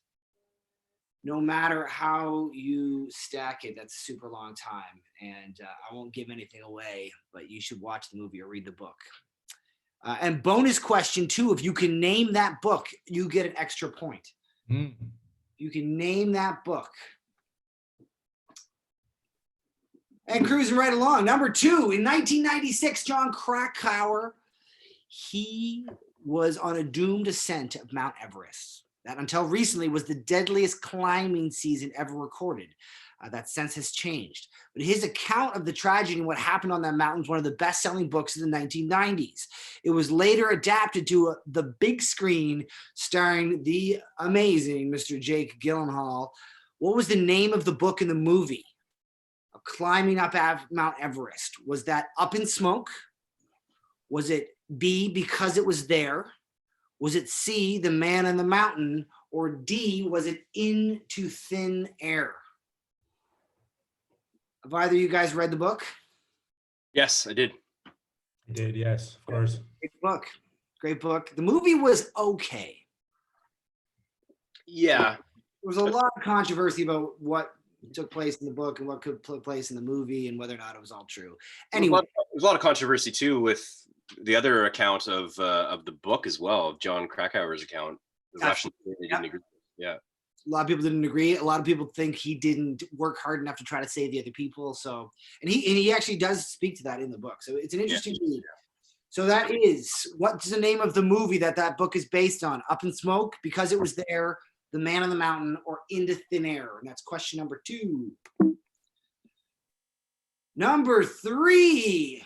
Oh my goodness. Look at Stallone there. Oh my God. He is beautiful, man. Looking to capitalize on the growing popularity of rock climbing in 1993, this movie starring Sylvester Stallone was billed as being the first great rock climbing thriller. Was it Cliffhanger? Was it B, Over the Edge? Was it C, Free Fall? Or D, First Descent? I mean, look at those thighs on Stallone. Man, he's just a legend. Have you seen this movie? Oh yeah, years ago. There's a really funny Alex Honnold does like I forget, I'm just trying to look it up now. Oh, GQ Sports. He does like a breakdown of all the iconic climbing scenes, movies. Oh yeah. It's really funny because Alex Honnold's just the driest guy ever. But he like breaks down like how ridiculous this movie is and just how funny it is. But yeah, it's worth, if you're looking to YouTube something, it's like a 15-minute YouTube clip. It's definitely worth. Hey, people have time on their hands right now. If you have the time, watch the movie. You will not be disappointed. Just don't expect to the letter rock climbing by any stretch of the imagination. So what's the name of the movie? Is it Cliffhanger, Over the Edge, Free Fall, or First Descent? You're getting some love here, Jan. San and a couple other people are talking back and forth. They say they're loving the eye candy in this round. Yes, absolutely. And I know they're not talking about us. They're not talking about us. They're talking about that beautiful Mr. Stallone. Apollo 13 was one of the biggest films of the 1990s, documenting the near catastrophic voyage to the moon in 1970. In the film, Mission Control director Gene Kranz says the famous quote that failure is not an option. In that movie, what actor played the character? He's the guy in Mission Control, and he gets a vest given to him from his wife that he wears throughout the movie. Was that A, Bill Paxton? Was it B, Ed Harris? Was it C, Tom Hanks? Or D, Emilio Estevez? Emilio. Me and Emilio down by the schoolyard. Wicked movie, and actually it was 50 years ago. This obviously took place, and they interviewed a lot of the guys who were on that. The two of the guys who are still alive, and what an amazing! I mean, talk about an unbelievable adventure. Definitely disappointing, probably for them not to land on the moon, but wild what took place with all that. So, who was it? Who was the actor who played the character? Who is the Mission Control director? Was that Bill Paxton, Ed Harris, Tom Hanks, or Emilio Estevez? I remember lining up at the Portland Street movie theater to watch that movie when I must have been like 10 years old. I think I was at the Fenland Falls movie theater in Ontario. Yeah, I remember it was like the premiere. Like I won tickets, or my uncle probably gave them to me because he used to work on radio. And yeah, I remember that. I was so excited to go to the big theater. The big theater. Where was it on Portland Street? Where the library is now. Oh, really? Like right next to the Superstore. That was the old theater. Yeah. Interesting. Yeesh. People who've never been to Dartmouth. Check Yeah. that out. Okay, question 5. Great book, amazing movie, but it's arguable that the soundtrack to the movie Into the Wild was equally as popular as the movie itself. What legendary frontman performed and wrote most of the music for the soundtrack? The most popular song, though, that is from that soundtrack was not written by him. It was written by a Canadian. But sung by him, who was it? Was it Tom Petty? Was it Anthony Kiedis of the Red Hot Chili Peppers? Was it Chris Cornell of Soundgarden? Was it Eddie Vedder of Pearl Jam? And a lot of the album is played on an ukulele. Have no fear for when I'm alone. I'll be better off than I was before. Oh, that's why I don't sing. I can't believe I just did that. That was great. You sounded great. Yeah. Who was it? Was it Tom Petty, Anthony Kiedis, Chris Cornell, or Eddie Vedder? Actually, your singing was a good hint. Good hint. This person's also kind of has a low voice. Yeah. What's the brunch PDF? Who knows? And the Into the Wild, an awesome book, and the movie was fantastic too. Yeah, the book was great. I've read it a couple times. Okay, well, which self-prescribed dirtbag won an Oscar in 2019 for his death-defying film, a documentary called Free Solo, where I don't know if you've ever seen this, but if you've not seen it, honestly will give you vertigo just watching it. Who was the climber featured in that film? Was it A, Alex Honnold, B, Chris Sharma, C, Conrad Anker, or D, Adam Andra? Who was it? Who was crazy enough to climb up? Such crazy. If you haven't watched this movie, Free Solo, go. You have to pay for it. It's on iTunes or whatever those things are. It is Totally worth it. It's the new gold standard for adventure filmmaking. There's so many layers of crazy to that film, but it's really interesting. It's absolutely fascinating and terrifying. Like, it's actually, as a person watching it, you will be scared. So that's question 6. Who was it? Who won the Oscar 2019? Alex Honnold, Chris Sharma, Conrad Anker, or Adam Andra? Which was it? Okay, moving along to number question 7. In the Heart of the Sea is a 2015 historical adventure drama starring Mr. Chris Hemsworth, Thor himself. It details the true account of the whaling ship, the Essex, and the run-in that it had with a very angry mother sperm whale. What famous novel was written based on the exploits of that ship, the Essex? Was it The Old Man in the Sea? Was it The Perfect Storm? Was it C, Moby Dick, or D, Master and Commander? Which? I didn't hear anything you said. I was just got lost in Chris Hemsworth's eyes there. Man. Ooh. Great question. Even for an Australian, he's a beautiful guy.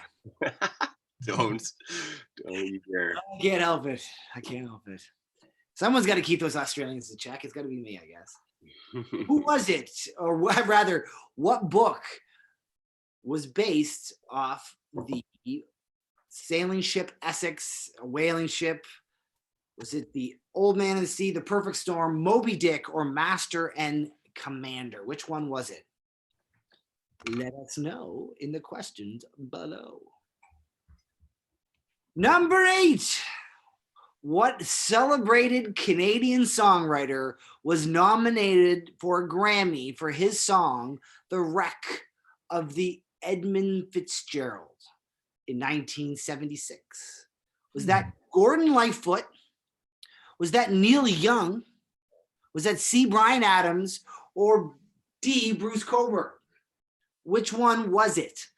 Gordon Lightfoot, Neil Young, Bryan Adams, or Bruce Cockburn? And I will give you an extra point if you can tell me in that song what is the Ojibwe name for the body of water that they're going across, which in this case is Lake Superior. What's the Ojibwe name mentioned in that song? Will you stop giving away bonus points? I love giving away bonus points. I can't help it.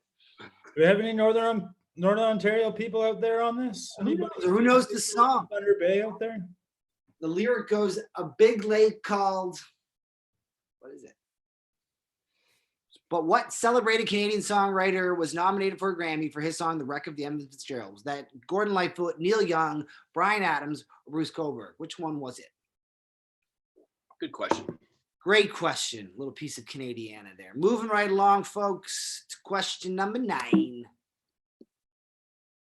This 1988 American drama directed by Michael Updike and starring Sigourney Weaver as the naturalist Deanne Fossey. It tells the true story of her work in Rwanda with mountain gorillas and was nominated for 5 Academy Awards.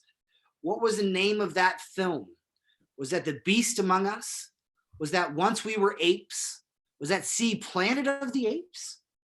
Or D, Gorillas in the Mist? Sigourney Weaver of Alien fame. I want to see the behind the scenes of this movie. It's probably amazing. Yeah. Yeah. It'd be really interesting. Super amazing. I might look that up. I'm going to look that up. I want to hear Sigourney Weaver talk about this. Yes, she's got a voice worth listening to. Yeah, but anyway. What was the name of the film? Diane Fossey, legendary naturalist. Was the name of the film The Beast Among Us, Once We Were Apes, Planet of the Apes, or Gorillas in the Mist? Which one was it? Number 9. Look how adorable she looks with that gorilla. Come on. So moving on to number 10. Now, folks, we're getting serious here because we're talking about real adventures tonight. Oh, man, this is one of my favorite movies of all time. Come on. Considered by many to be one of the best movies of all time, The Goonies launched the career of this Avengers villain. He went on to be a villain in the Avengers series, but The Goonies, come on, one of the best films of all time. Is that actor? Was that Rob Lowe?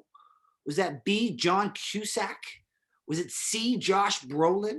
Or D, Matthew Broderick? Which one of those delightful young people in The Goonies went on to become one of the villains in Avengers? Because you can't talk about Avenger trivia without talking about The Goonies. Am I right? You are correct. I'm not often right, and I admit that, but I'm right now. Oh, I'm just getting what people are laughing at now. You have your PDF on the bottom says 2020 brunch. Oh, good. Yeah. That's what people are talking about. People want to see it. It's not that exciting. I'm not joking. It's actually brunch plans for Mother's Day with my mother-in-law. Oh, I'm serious. That's what it is. That is adorable. Super adorable. But number 10 is the question that we are on, and we want to know what actor who performed and starred in The Goonies went on to be the villain in the Avengers. Was that Rob Lowe, John Cusack, Josh Brolin, or Matthew Broderick? Tell us. And then next week or the week after we do the Misadventures, we should do a group watch of The Goonies. Do that. Should seriously do that. It's We have a watch party. a watch party. Let's do a watch party of the Goonies. Okay, next. Keep going. Number 11.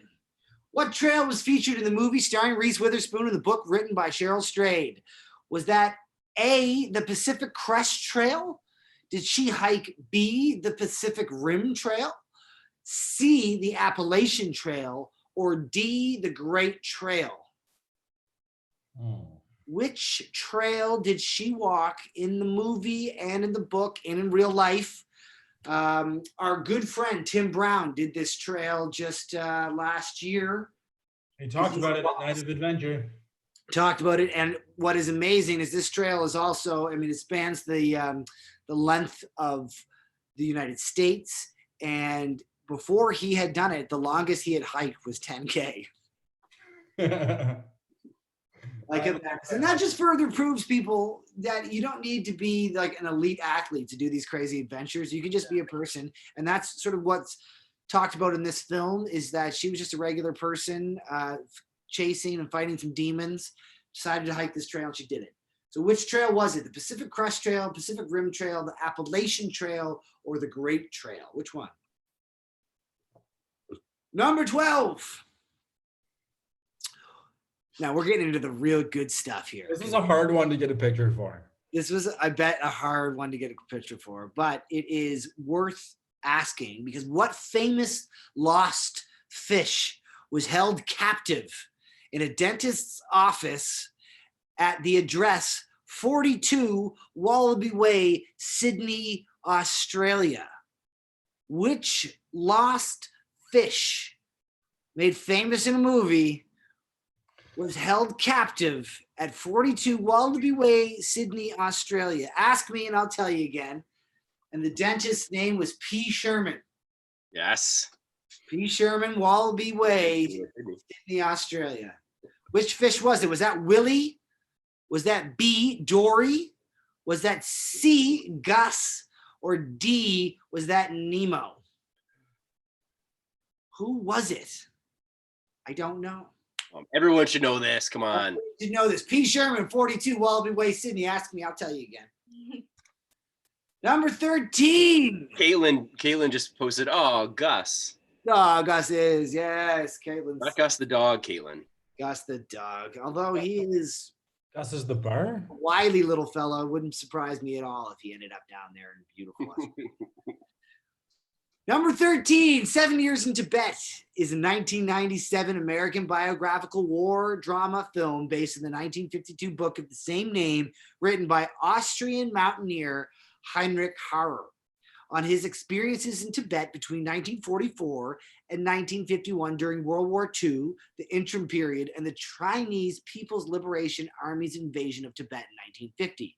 The movie starred which famous actor? Was that A, Brad Pitt? B, was that Harrison Ford? C, was that Tom Hanks? Or D, was that the indomitable Bruce Willis? We should also do a group watch of the movie Die Hard, the greatest Christmas film of all time. But which actor in this 7 Years in Tibet, if you've never seen it, features which actor? Was that A, Brad Pitt, B, Harrison Ford, C, Tom Hanks, or D, was that Bruce Willis? Who was it? Do you know? Yeah, of course. Okay. Duh. 14. Now we're getting into the really good stuff. I dare you to try to watch the dinosaur epic, The Land Before Time, without crying. It is simply impossible to do so. So while you are wiping your tears, what type of dinosaur is the lead character, Littlefoot? Which type of dinosaur is Littlefoot? Is he a Stegosaurus? Is he a Triceratops? Is he a Brontosaurus? Or is he a pterodactyl? This is true adventure. This is real. These are real adventures. Dave talks about quasi-adventures. These are the realest of real adventures. These are the things that inspired me as a child. Yeah. And have you watched this film recently? Because it is honestly a tearjerker of epic proportions. No, but I'm going to. I can remember watching this on a VHS. No, Yeah. man. Yeah. Every day for a year. Did you cry when you saw it back then? Yes. Yeah. You'll cry now. I guarantee you will. I cry all the time anyways, though. Well, folks, coming to the final question here. Number 14. Which one was it? The Stegosaurus, Triceratops, Brontosaurus, or Pterodactyl? Which one was it? We don't know. A pterodactyl.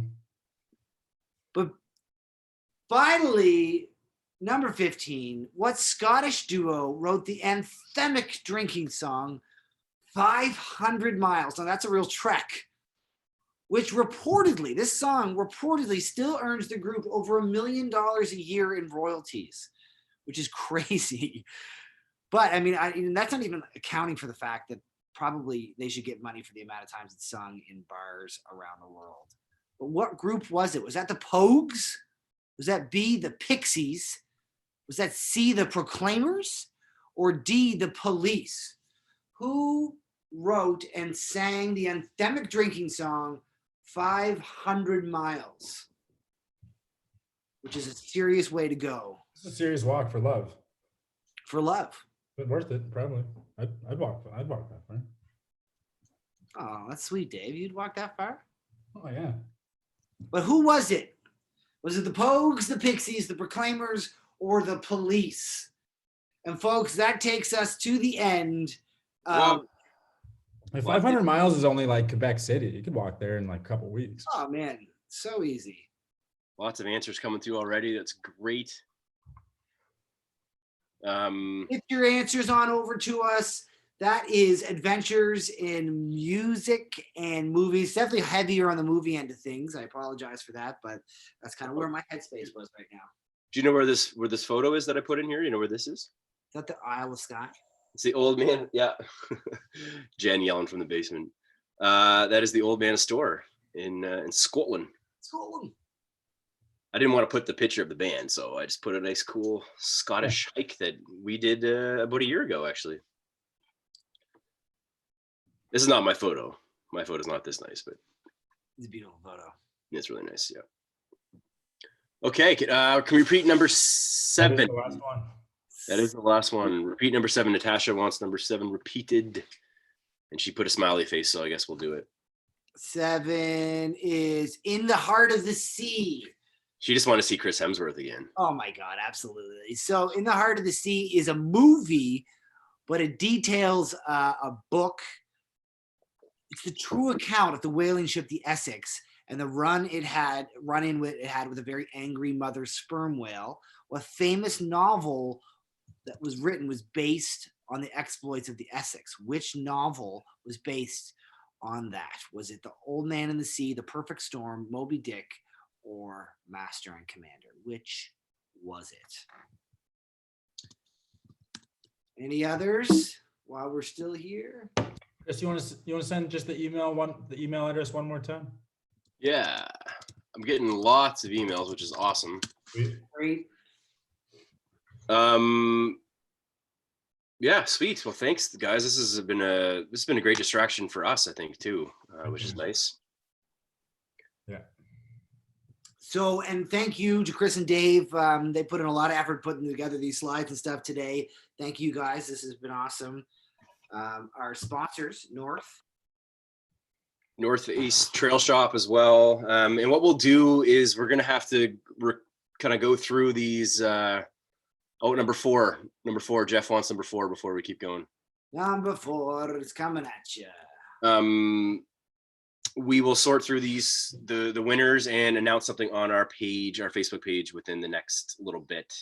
Hopefully tonight, maybe tomorrow, worst case scenario. Before we hang up here, though, we want to see the little friendly competition out there. Who's heck yeah, we got to find out who's leading before we go in to look at the email. Yeah, absolutely. Yeah. Yeah, for sure. And I'll we got number 4 repeated, so that's good. I got Steve Malley here asking me to repeat questions 1 through 15. That's what happened. Not gonna happen. It sucks. Apollo 13, though, one of the biggest films of the 1990s.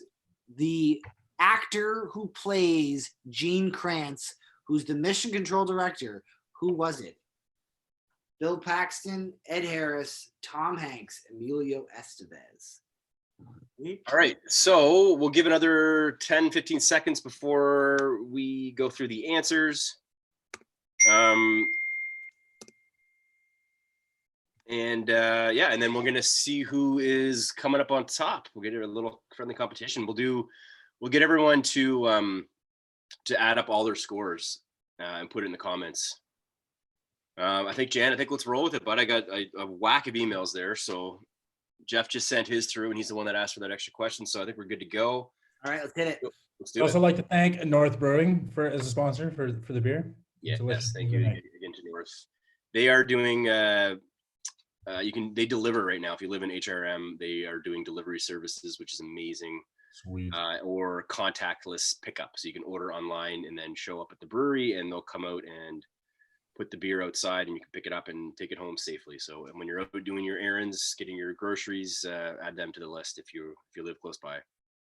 They're great people, and thank you so much to them for the 4 packs that we're going to give away to lucky winners. All right, let's roll with the answers here. Answer number 1, and I actually totally forgot that the actor in this was James Franco, but the answer to this question is 127 Hours was the name of the film. I actually also said that if you can name the book from which the ordeal is based on, I'd also give you a point. So you potentially in this round could get 17 out of 15 questions.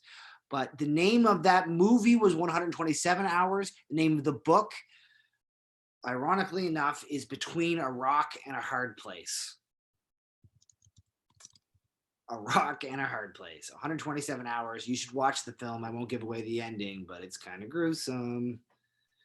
Moving on. The next one. In 1996, it was D, Into Thin Air. John Krakauer talks about his ordeal going up Mount Everest in 1996. Then turned into a movie a few years ago starring Jake Gyllenhaal. Into Thin Air is the answer, and it's a really amazing read. The movie's pretty good, but I wouldn't say awesome. But the whole thing is really awesome. John Krakauer's book's great. So that's number 2. 2, Between Rock and a Hard Place. John Martin got that on YouTube. That's really great. Oh, man. Let's just take a minute to just appreciate the beauty that is Sly Stallone. Can we do that? He looks amazing. All right. Cliffhanger. Watch that movie. He and the movie are both amazing. Number 4 was Ed Harris, was the man, Gene Kranz, who was the mission control director for Apollo 13 down there in Houston, reporting that they got a problem. And he was the one who says failure was not an option. That was Ed Harris, B. Amazing movie. What a story. Crazy.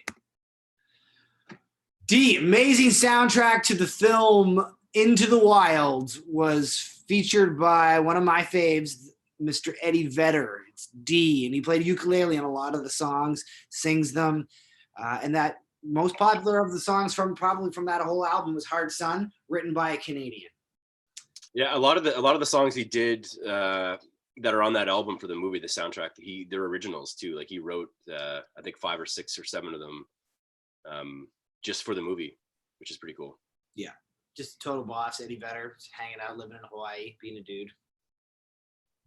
Number 6. Now, if you've not seen this movie, we talked about who won an Oscar in 2019 for their film, which is called Free Solo, and that's Alex Honnold, A. And it is just ridiculous. That film is ridiculous. He's ridiculous. The whole premise of it's ridiculous. Go check it out. It's super cool. Yeah. So that's A on Alex Honnold. Number 7 is the novel for which the sailing ship Essex and their voyages was based, or the book based on that voyage, is Moby Dick. That's In the Heart of the Sea, and I know Chris and Dave are just longingly looking into Chris Hemsworth's eyes right now. Gorgeous. See, it is gorgeous. It's a beautiful man. There's no question there. Just that like far away gaze. Oh, yeah. I mean, there's a reason he was Thor. Gordon Peterson wrote it. Gordon Peterson, cool. Well, speaking of Gordon Lightfoot wrote the wreck of the Edmund Fitzgerald and got a Grammy nomination for doing so back in 1976.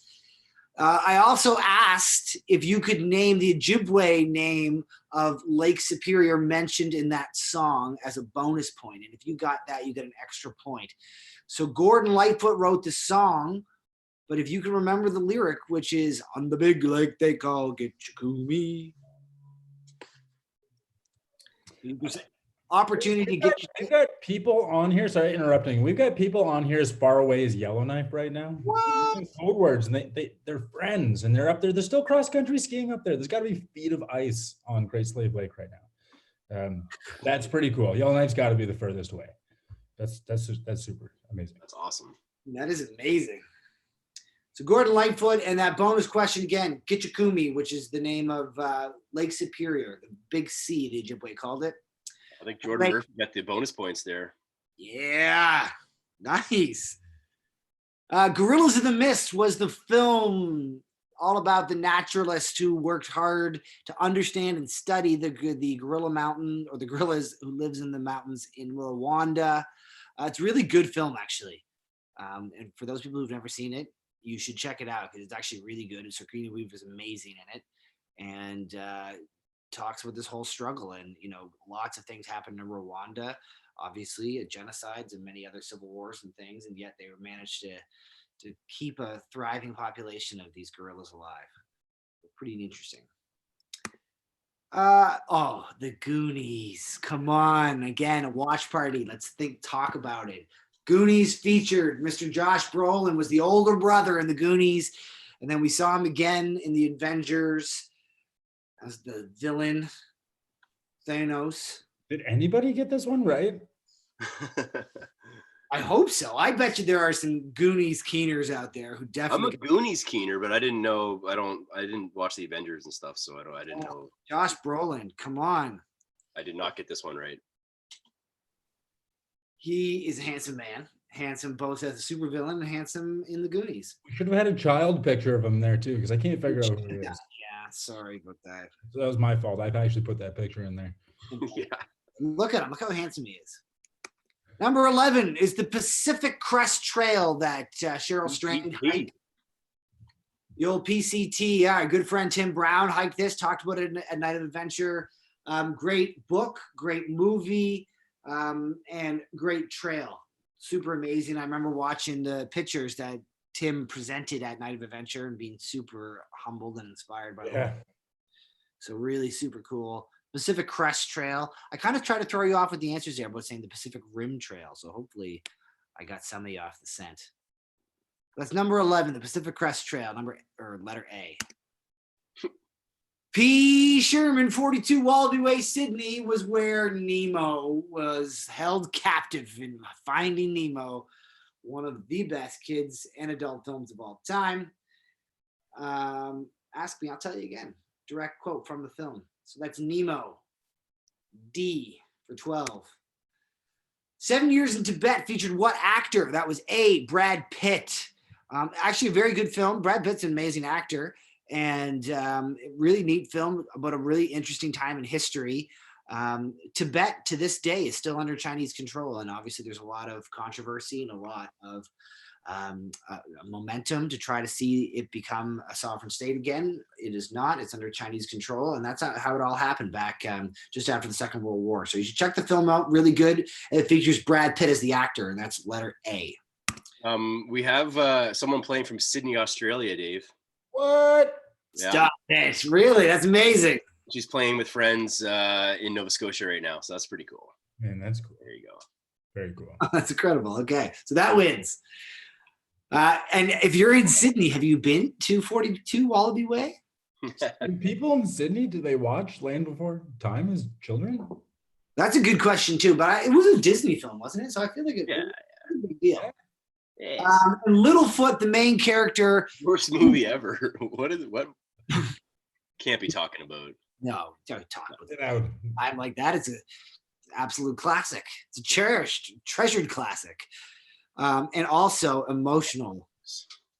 And a brontosaurus was a type of dinosaur that Littlefoot was. He loses his mother, his parents. The whole thing is, it's troubling, but a really, obviously incredible adventure, which is why we're talking about it tonight at the Night of Adventure Trivia. And finally, which Scottish duo wrote 500 miles, which is a hell of a way to go for an adventure. And as Dave puts out, he would walk 500 miles for your love. Just putting that out there. And that's the Proclaimers. So, folks, that's the answers. Send your answers off. Put them in the comment section. And send those off to trivia@aforadventure.ca. That's the end of the questions, and that's the end of our beautiful time together. I hope. Stop sharing for a sec there, Jan. I'm gonna put something up. 16 at 6, 15 at 15. Come on. Let's get totals. There's 2 bonus questions though. 15 out of 15 for a lot of people here. Let's see what the. Pop So culture. add up. If everyone could add up their 3 rounds too, that would be amazing. Yeah, we're getting that coming in 38 or 45. That's pretty good, Emma. Really well done. I watched Littlefoot 6 times in the last 6 weeks. That's awesome. Oh, it's incredible. Soda sucks, Suds sucking stages. Good job. 15. See, a lot of 15s. Further proving that people knew it was Josh Brolin. Oh yeah, I'm sure. I mean, it's multiple choice. No, Yeah, I guess power of deduction and all that. Yeah, I guess. I mean, 32 out of 45. Levangie crew over there, 41 out of 40. 40 out of 45. Whoa, Ashley McDonald. Really, really well done. 36, 35, 35. Team same, 40.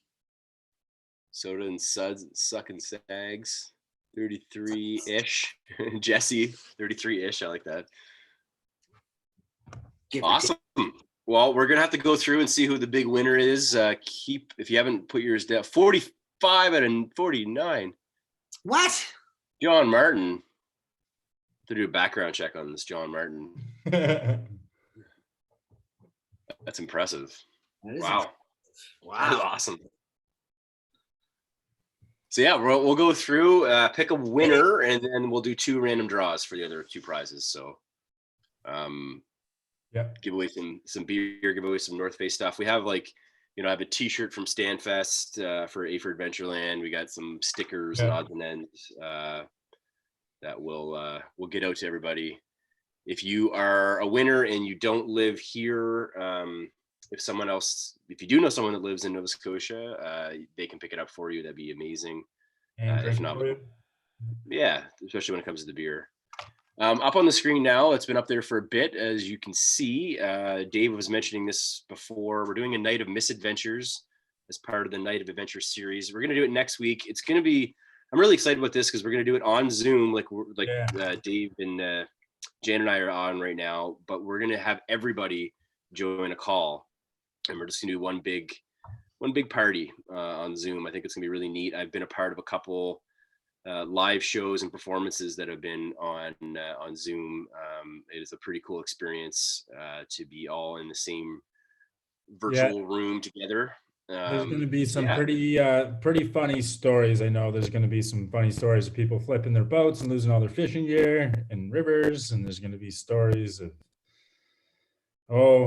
I don't know, animals destroying things of yours and campsites, and stories of you have to just come out and see. It's a misadventure. Most of our learning has happened through misadventure. Yeah. So thanks again for tuning in, playing along. We really do. We know this is a tough time for everybody, and we appreciate you. Hopefully, appreciate you coming and tuning in. But hopefully, we could take our minds off of things for a little bit and just learn some things about our beautiful province and about adventure in general. So thank you again. We're going to go through the scores now, and we'll make a post in the next little bit. Keep holding each other up and hang in there. Yeah. We got this. Be kind, love each other, reach out if you need help. We're here if you need if you need a shoulder to talk to, or you have our email address, you have our Facebook and Instagram contacts. Just feel free to shout out to us as well. Yeah, I know not everybody's living with somebody right now, so you're not alone. You're not alone. That's right.